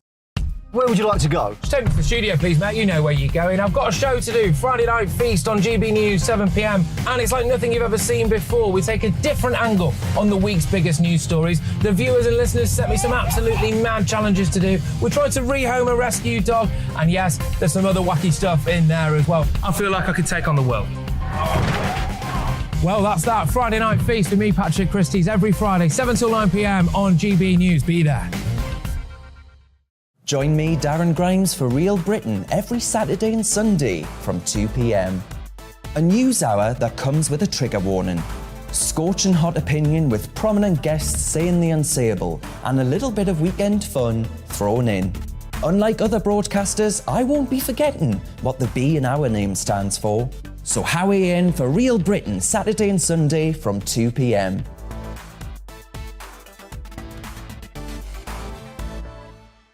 Hello, I'm Patrick Christie's. And I'm Mercy Moroki. Make sure that you join us Monday to Thursday, 10 a.m. until midday, right here on GB News for To The Point. We're not afraid to talk about the topics that matter to you or the big topics that always matter. We cover absolutely everything, from the breaking political stories of the day to law and order, what's going on in the channel. We're not afraid to hold people to account. We always make sure we include your views on our show. Indeed, if you're thinking it, you can guarantee that we're saying it. So make sure you join the conversation with us, 10 a.m. until midday, Monday to Thursday, for To The Point on GB News.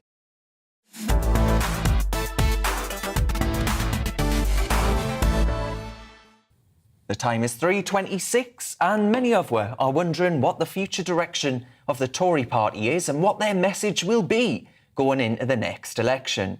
Liz Truss appears to be offering a more Thatcherite economic policy with tax cuts, whilst Rishi Sunak has said restraint for now and tax cuts later, a more managerial approach. Party members seem to be demanding a more combative and ideological Prime Minister to deliver on their pledges. But it remains to be seen what the future is for the party philosophically. What does it stand for? Well, I'm delighted to say that to discuss this very issue, I'm joined by political commentator Suzanne Evans. Now, Suzanne, I don't think it's a secret to say that you used to be a Conservative councillor. Do you think the Conservative Party has lost its way? I think it has, but I think it's probably been. I was a Conservative councillor between 2010 and 2013, but I think it probably started to lose its way a little bit before that. I remember being quite surprised signing up as a Conservative councillor, expecting to look at Tory issues such as low taxes, great education for kids, tough on law and order. And actually, that wasn't the case at all. I found that some of my colleagues actually were quite the opposite. They were in favour of high taxes, a little bit soft on crime and law and order, and education was a little bit too woke for my liking. And they were supporting things like the Equality Act, which I know you've been talking about on your programme earlier, Darren, which I had severe reservations about at the time and still do. And I'm actually quite pleased to see that both Rishi Sunak and Liz Truss have been criticising it, because I think that was something that was brought in the sort of dying days of Tony Blair's administration, and is definitely in need of a shake-up, really. But yeah, what does the Conservative Party stand for? In a sense, I think one of its strengths has always been that it's a broad church and that it has been quite fluid. But of course, that's also one of its great weaknesses. And I certainly sense that there is among Conservative Party members, a lot of whom I still know, that it has very much lost its way. It's become also a little bit more dictatorial. I think we saw that through the COVID crisis, really. Very quick to pay people to stay at home, very quick to go into quantitative easing, very quick to lock down, very quick to follow that Chinese communist model, which really shocked me. I thought conservatism was about being a little bit more free thinking, a little bit more independent, a little bit more questioning about the status quo.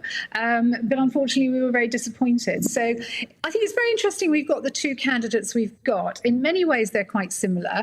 As a former Brexit campaigner, I'm very heartened that we have Liz Truss, who did a fantastic job. Despite the fact she voted Remain, of course, Suzanne. I remember her, she was stood next to George Osborne as he told us we would be punished with a DIY recession.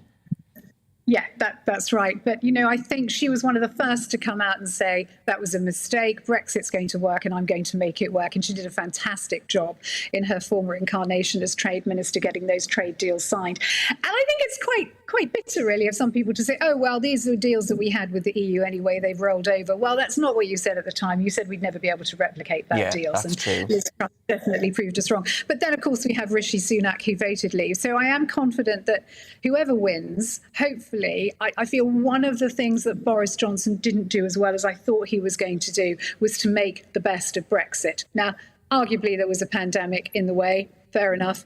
But I think we have absolutely not made the best of Brexit opportunity. And Look no further than Northern Ireland, on this right? Going to, absolutely. It's going on to that point, help. though, Suzanne, I mean, you've mentioned some highlights there of Liz Truss potentially, but I wondered what you make of Rishi Sunak's proposals to amend the Equality Act that we were discussing on this show earlier. Yeah.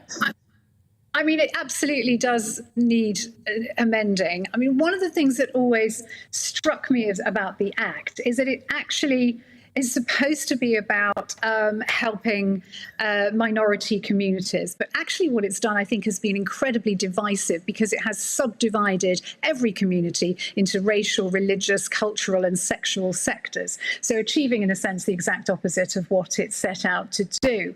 I think it underlines differences and threatens unity. The other issue I've always had with it is that I think it can cause us to turn a blind eye to inexcusable and discriminatory behaviour. I think we've seen that all too clearly in the Pakistani Muslim grooming gang scandals that we've had. There's no doubt fear of being tarred racist was a part of that. But not just that. I mean, look at the way in which women are treated in many protected communities. So, for example, I think the figures for domestic violence are that 1 in 4 women experiences domestic violence in their lifetime, 25%. In the traveller community, that goes up to 81%. But there's a protected community that we're supposed to have deep respect for and to give special privileges to.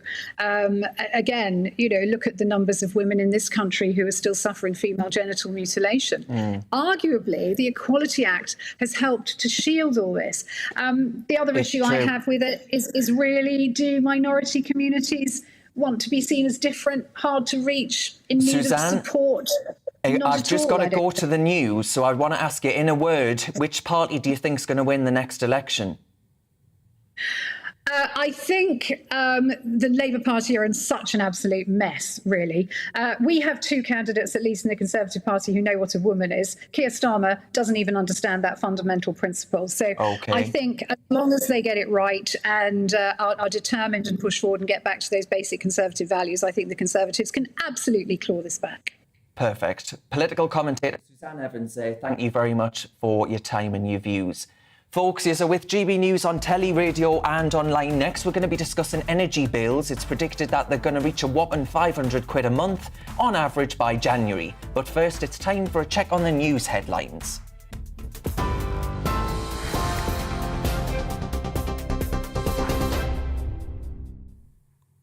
It's 3:32. I'm Alice Porter in the GB newsroom.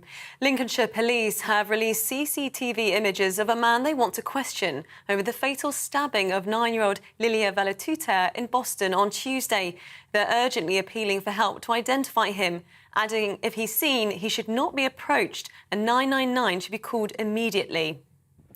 Efforts to vaccinate people against monkeypox are ramping up, with huge queues seen outside Guy's Hospital in central London. Nearly 2,500 cases have now been confirmed, with most of them in England. It's after Spain reported Europe's second death linked to the virus. Cocaine with an estimated street value of £40 million has been seized at London Gateway on the Essex coast. More than half a tonne of the Class A drug was smuggled into the country, hidden in boxes of bananas. The National Crime Agency says a boat which was en route to the Netherlands had travelled from Colombia. Thousands of drivers from 7 train companies have walked off the job as part of a series of strikes over pay and conditions. The industrial action is causing severe travel disruption for football fans heading to the opening games of English leagues and people trying to get to the Commonwealth Games in Birmingham. Former Tory leadership contender Tom Tugendhat has endorsed Liz Truss in the race to become Prime Minister. The chair of the Foreign Affairs Select Committee says her promises of tax cuts are based on true Conservative principles and that only she can unite the party. TV, online and DAB Plus radio, this is GB News. Don't go anywhere. Darren will be back in just a moment.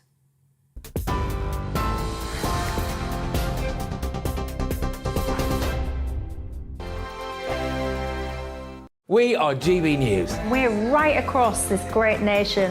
On TV. On radio. On digital. Absolutely everywhere. We don't talk down to you. We embrace all voices with honest and civilised conversation. We are not part of the establishment. We're one of you. And we're only getting started. Join us on GB News, The People's Channel. Britain's news channel.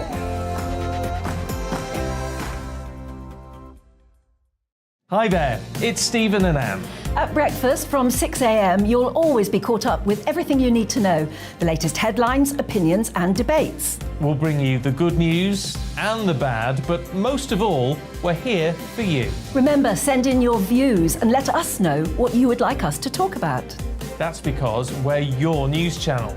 And every morning at 6 a.m, it's breakfast on GB News.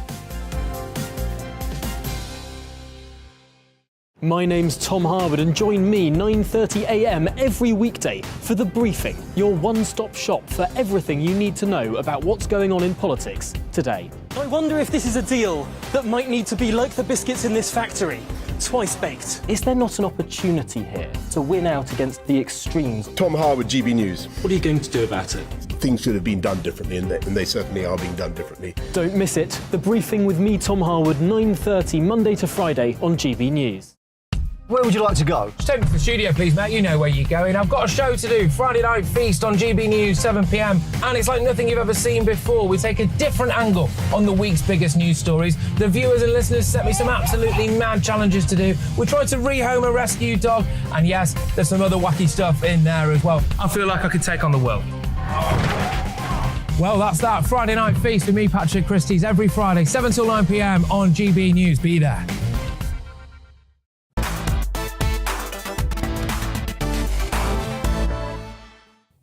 Welcome back to Real Britain with me, Darren Grimes. Next up, energy bills for the most vulnerable people in the country are predicted to reach £500 a month by January. This is because the energy price cap is expected to be lifted to £3,850 in the new year, with experts warning that the country is heading for a winter of discontent, even though the UK is less dependent on Russia for gas than the continent. President Putin's decision to halve its supply of gas to Europe via the Nord Stream 1 pipeline is still having knock-on effects on Britain's energy supply. So what can we do about it here in Blighty? Well, to give us the answer to this question, I'm joined by the climate lead at the Conservative Environment Network, Jack Richardson, and the head of policy at Net Zero Watch, Harry Wilkinson. And in the studio, political commentator Dominique Samuels joins me as well. Jack, can I start with you then? These great big wind turbines that you like so much, can you explain to my viewers how that's going to keep them warm at winter? So the thing that we have with the wind turbines is that they are producing power, and that's now 4 times cheaper than power produced by gas. So the cost of living crisis is happening because the price of gas has gone up by 450% now. Britain's very reliant on gas for heat especially, but also for power production. But we can't control the price because we're in the European gas market. That's nothing to do with the EU, by the way. It's just that we're in the European gas market. Who can control the price is Vladimir Putin through the Nord Stream 1 pipeline, as you just said, and he's using his ability to put his foot on the hose, if you will, into the European gas market to punish the UK and other European countries to a degree for our support for Ukraine. So building those cheap, fast, homegrown renewables can help alleviate the demand for gas for power production, which will then bring down the power of gas. Would you accept, Jack, that we need gas right now? No, I definitely do. We do need gas, even beyond 2050. I'm usually here to talk about climate, but yeah, we definitely need gas. We're pumping out as much as we possibly can at the moment. And Harry, how are we going to get that gas then? Well, this is the important question. This is a gas supply issue, and only by getting the price of gas down can we really alleviate the pain that many people are experiencing right now. That's why I think we need to be looking at all options in terms of how we do that. That means exploring whether we can use our shale gas resources here in the UK. It's encouraging that we've seen both Conservative candidates pledge to lift the moratorium.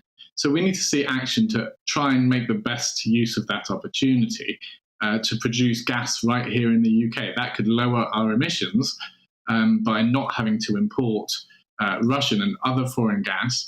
But it can also help potentially alleviate prices. We've got to be making most use of the North Sea resources that we have and encouraging our international partners to increase their supplies as well. Only that can actually deal with this immediate problem. And what we've seen over the last decade is many banks take up these green initiatives and say, we don't want to finance fossil fuels. That's raised the cost of capital to finance fossil fuel projects. But at the same time, gas and oil and even coal have been essential to the global fuel mix. And yes, that's going to transition and change in the future. But it is still essential to how we power the world today. So we really need to make sure that some of the misguided policies are removed. Dominique Samuels, I'm wondering whose side of the argument are you on? Because, and Jack, I don't wish to put words into your mouth. You're perfectly capable of doing that yourself.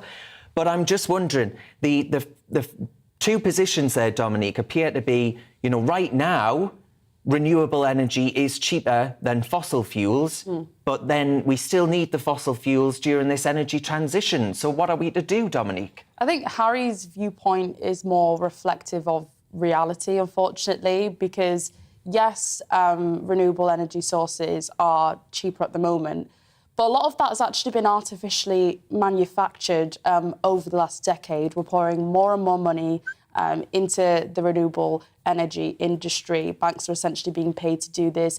Corporations are essentially being paid to do this. And effectively, the consumer has paid the price for this because this isn't just about Russia. And this has sort of become a buzzword to sort of, forsake the fact that this is really a self-inflicted issue. Energy costs have been rising in this country steadily for about a decade now. So this isn't just about Russia. It's self-inflicted. Instead, we need to sort of move away from the green obsession, I think, because we can't afford it at the moment, and actually look at self-sufficiency. And that does involve fracking. And that's just the top and bottom of it. And I think it's ludicrous that the government hasn't done this sooner. Jack, would you accept that we cannot afford to pursue net zero right now? I definitely wouldn't know, and I think that's why both leadership candidates have signed up to net zeros, because they know, if you take a look at the British energy security strategy, for example, from the government, they said that we need to go hell for leather on renewables and clean energy.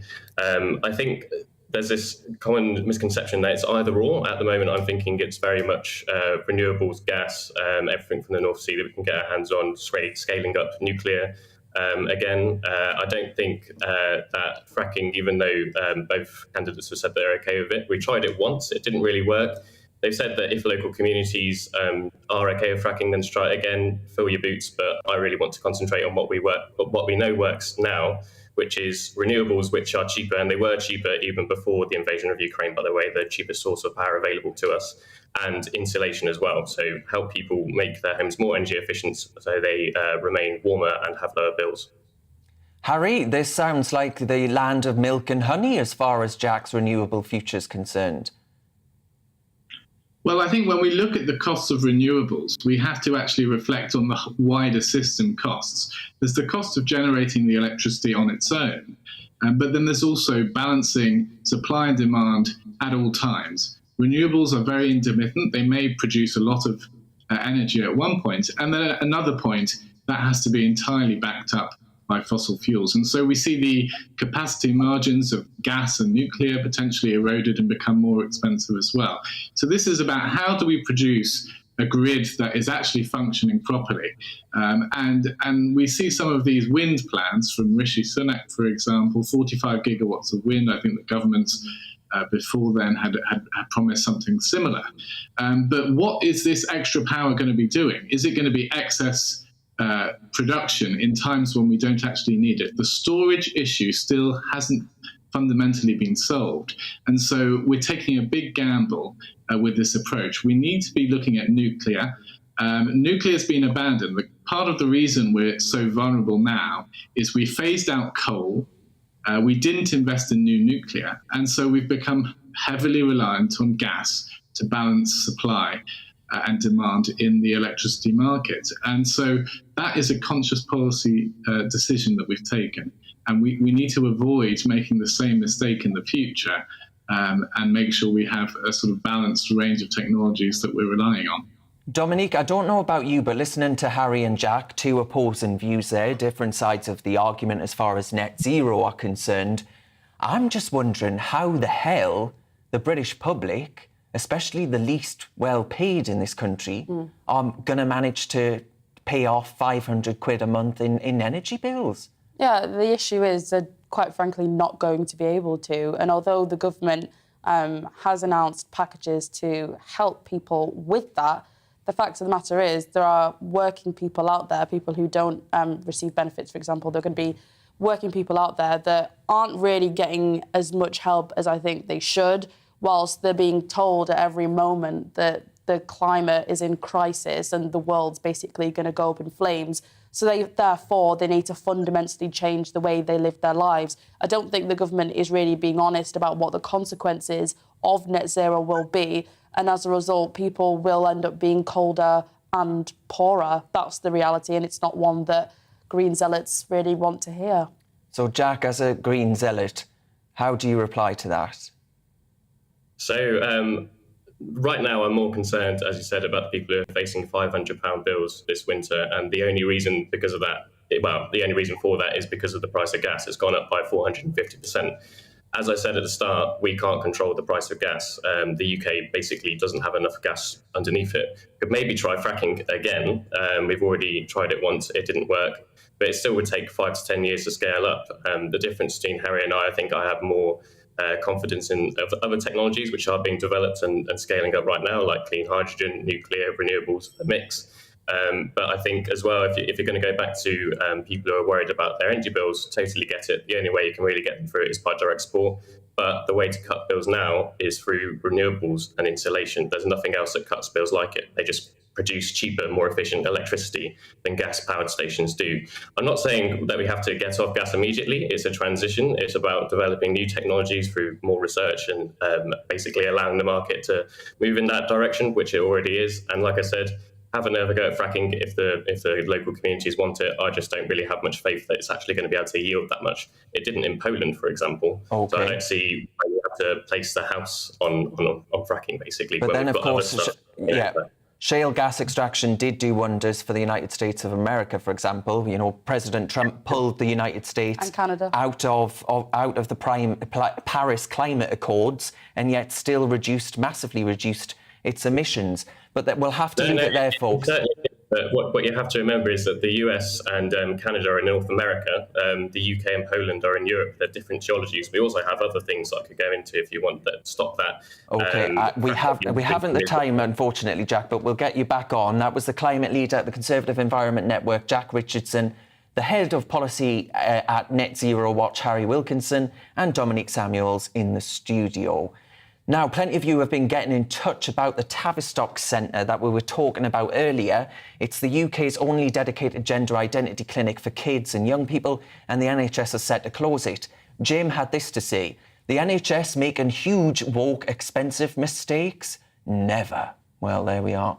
Chris said terrible child abuse has been going on under the guise of healthcare. Tom replied, what's more concerning is opening regional centres, increasing NHS costs, yet again on something that should be scaled down, not up. Well, Tom raises a very valid point there, because I am concerned that actually we're just going to see the same issues replicated. We actually, I think, need a conversation. One, we need to find out what the Cass review is going to say the effects of puberty blockers are on young people. What does it do to them in the long term? All of that is going to come out, and I really think this new age of detransitioning is one to watch. It's going to be so depressing and heartbreaking. Emma said, surely the parents of these children should be held accountable also. Well, I mean, I'm wondering about that. This automatic affirmation that I was speaking to with Dominic Samuels earlier in the show, I don't accept that. I think you must pursue every other avenue before you go down this medicalisation route, which I think could be actually damaging to the futures of young people. But Jack raises the point. When the health service was formed, it was designed as an emergency service. This maintenance culture is one of the reasons it's going broke. People should pay for non-emergency treatment.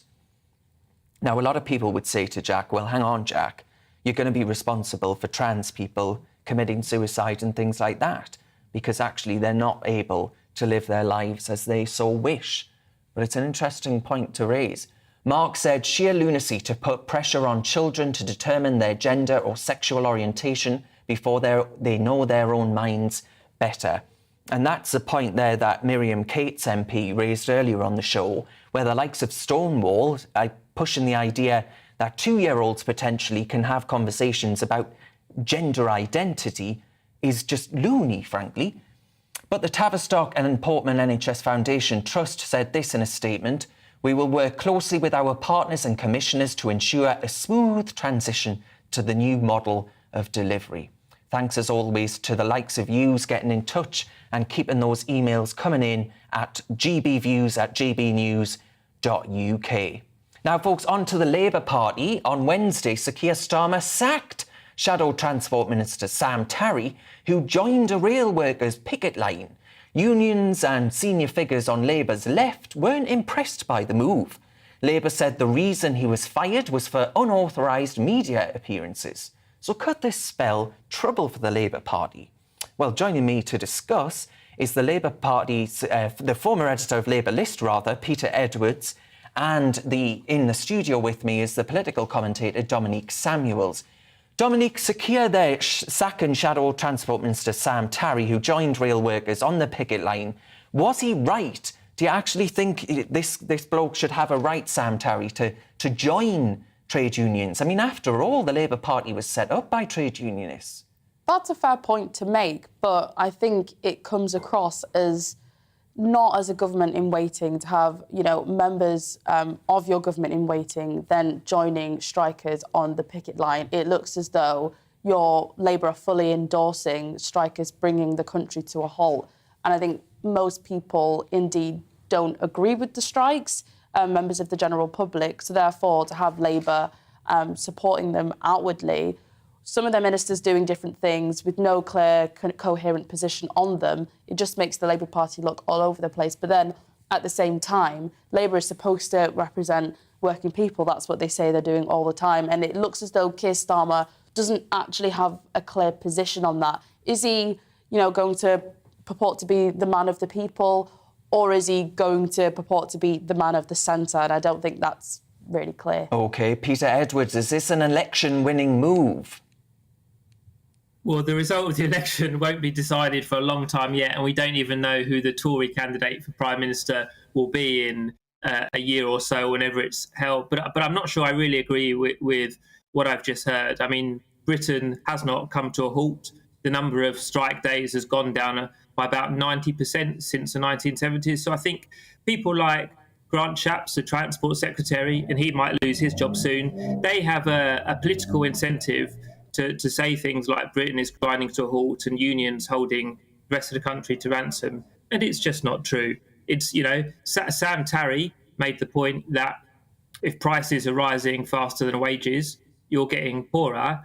And Keir Starmer made the point, and it's also quite understandable, that Labour Party policy should be decided by the leadership in consultation with the wider Labour movement. So clearly the sort of disagreement this week has been a bit of an unhappy episode, but it shouldn't hold Labour back over the next year, I don't believe. So do you accept then that this makes the Labour Party look just as divided as the Conservative Party?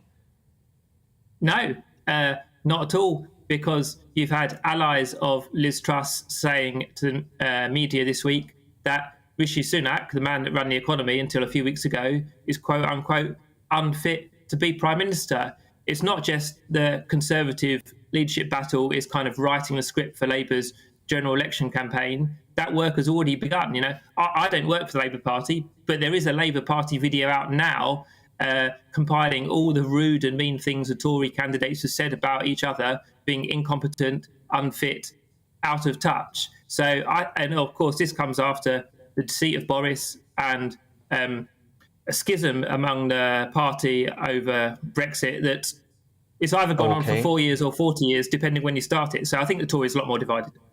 Dominique Samuels, just briefly, if you would, do you accept that? Do you think actually divided parties don't win elections, and therefore if the Labour Party is less divided than the Tories, well, look who's going to win? Look, I think that facing the facts, the Conservative Party does appear to be more divided than the Labour one.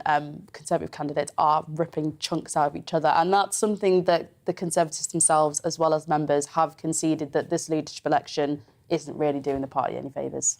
Yeah. So, Peter, then, divided parties don't win elections. I'm assuming you're going to predict a Labour landslide by 2024. Labour must never take anything for granted. Keir Starmer has a poll lead of more than 10 points consistently, but Ed Miliband at times had a poll lead of around 10 points. We'll know how that ended. For Labour, governments fail, and this government has failed many, many times over, but you need to be ready to lead the country. It's going to come down to leadership, the economy. I suspect we're going into recession. We don't know who the Tory Prime Minister will yet be, but it will come down to leadership in the economy. Well, I mean, Dominique Samuels, I wonder when Sir Keir Starmer will be able to tell us what a woman is, and that will be sort of leadership on that issue, but we'll have to leave it there. We'll be waiting some time. But that was the former editor of Labour List, Peter Edwards, and Dominique Samuels in the studio there. I thank you for your time. You have been watching Real Britain with me, Darren Grimes. Cheers very much for your company. And thank you very much, of course, to Dominique Samuels. Next up, folks, I'm going to leave you with the weather. This evening's weather, and the UK is looking cloudy with patchy rain and drizzle in the north and west. Let's take a look at the details. A dry evening for some across southwest England, but light rain will affect Cornwall and parts of Devon. Generally cloudy, but some brighter spells further east. Across London and southeast England, it will be a dry end to the day. A mostly cloudy evening, just the odd bright spell. A grey and damp evening across Wales with rain and drizzle moving in from the west. This will generally be light in nature. Across to the Midlands, it will be a rather cloudy end to the day, though there may be the odd bright spell. Some light rain and drizzle will affect western parts of the region. This evening across northeast England, there will be some patchy light rain around, but it will be a dry evening for many east of the Pennines. Mostly cloudy though, with limited brightness. Generally dry to the end of the day across southern Scotland. The odd spot of rain and drizzle in the northeast, though. There will be some late evening brightness in the southeast. A dry evening for Northern Ireland once any lingering light rain and drizzle has cleared away from the eastern coast. It will remain mainly cloudy, though, to the end of the day. Rain will affect Wales and central England with some heavy bursts at times, a warm and humid night in the south. And that's how the weather is shaping up overnight until tomorrow morning. Join me, Nana Akua, on Friday, Saturday and Sunday afternoons on GB News. Expect fiery debate and passionate discussion as me and my panel tackle some of the biggest topics hitting the headlines. It's a place for everyone's opinion. No one gets cancelled, but no one gets an easy ride. Oh, she's on it today. Be ready for conversations that are fierce, frank, and of course, fun every Friday, Saturday and Sunday afternoon from 4 p.m. on GB News.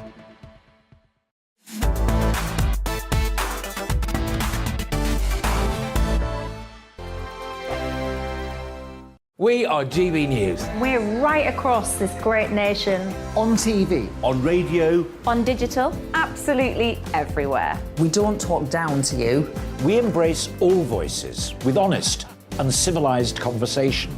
We are not part of the establishment. We're one of you. And we're only getting started.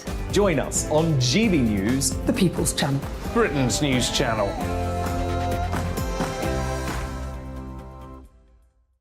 Hi there, it's Stephen and Anne. At breakfast from 6 a.m, you'll always be caught up with everything you need to know, the latest headlines, opinions and debates. We'll bring you the good news and the bad, but most of all, we're here for you. Remember, send in your views and let us know what you would like us to talk about. That's because we're your news channel. And every morning at 6 a.m, it's breakfast on GB News. My name's Tom Harwood and join me 9:30 a.m. every weekday for The Briefing, your one-stop shop for everything you need to know about what's going on in politics today. I wonder if this is a deal that might need to be like the biscuits in this factory, twice baked. Is there not an opportunity here to win out against the extremes? Tom Harwood, GB News. What are you going to do about it? Things should have been done differently, and they certainly are being done differently. Don't miss it. The Briefing with me, Tom Harwood, 9:30 Monday to Friday on GB News. Where would you like to go? Just take me to the studio, please, Matt. You know where you're going. I've got a show to do. Friday Night Feast on GB News, 7 p.m. And it's like nothing you've ever seen before. We take a different angle on the week's biggest news stories. The viewers and listeners set me some absolutely mad challenges to do. We tried to rehome a rescue dog. And yes, there's some other wacky stuff in there as well. I feel like I could take on the world. Well, that's that. Friday Night Feast with me, Patrick Christie's, every Friday, 7 till 9 p.m. on GB News. Be there.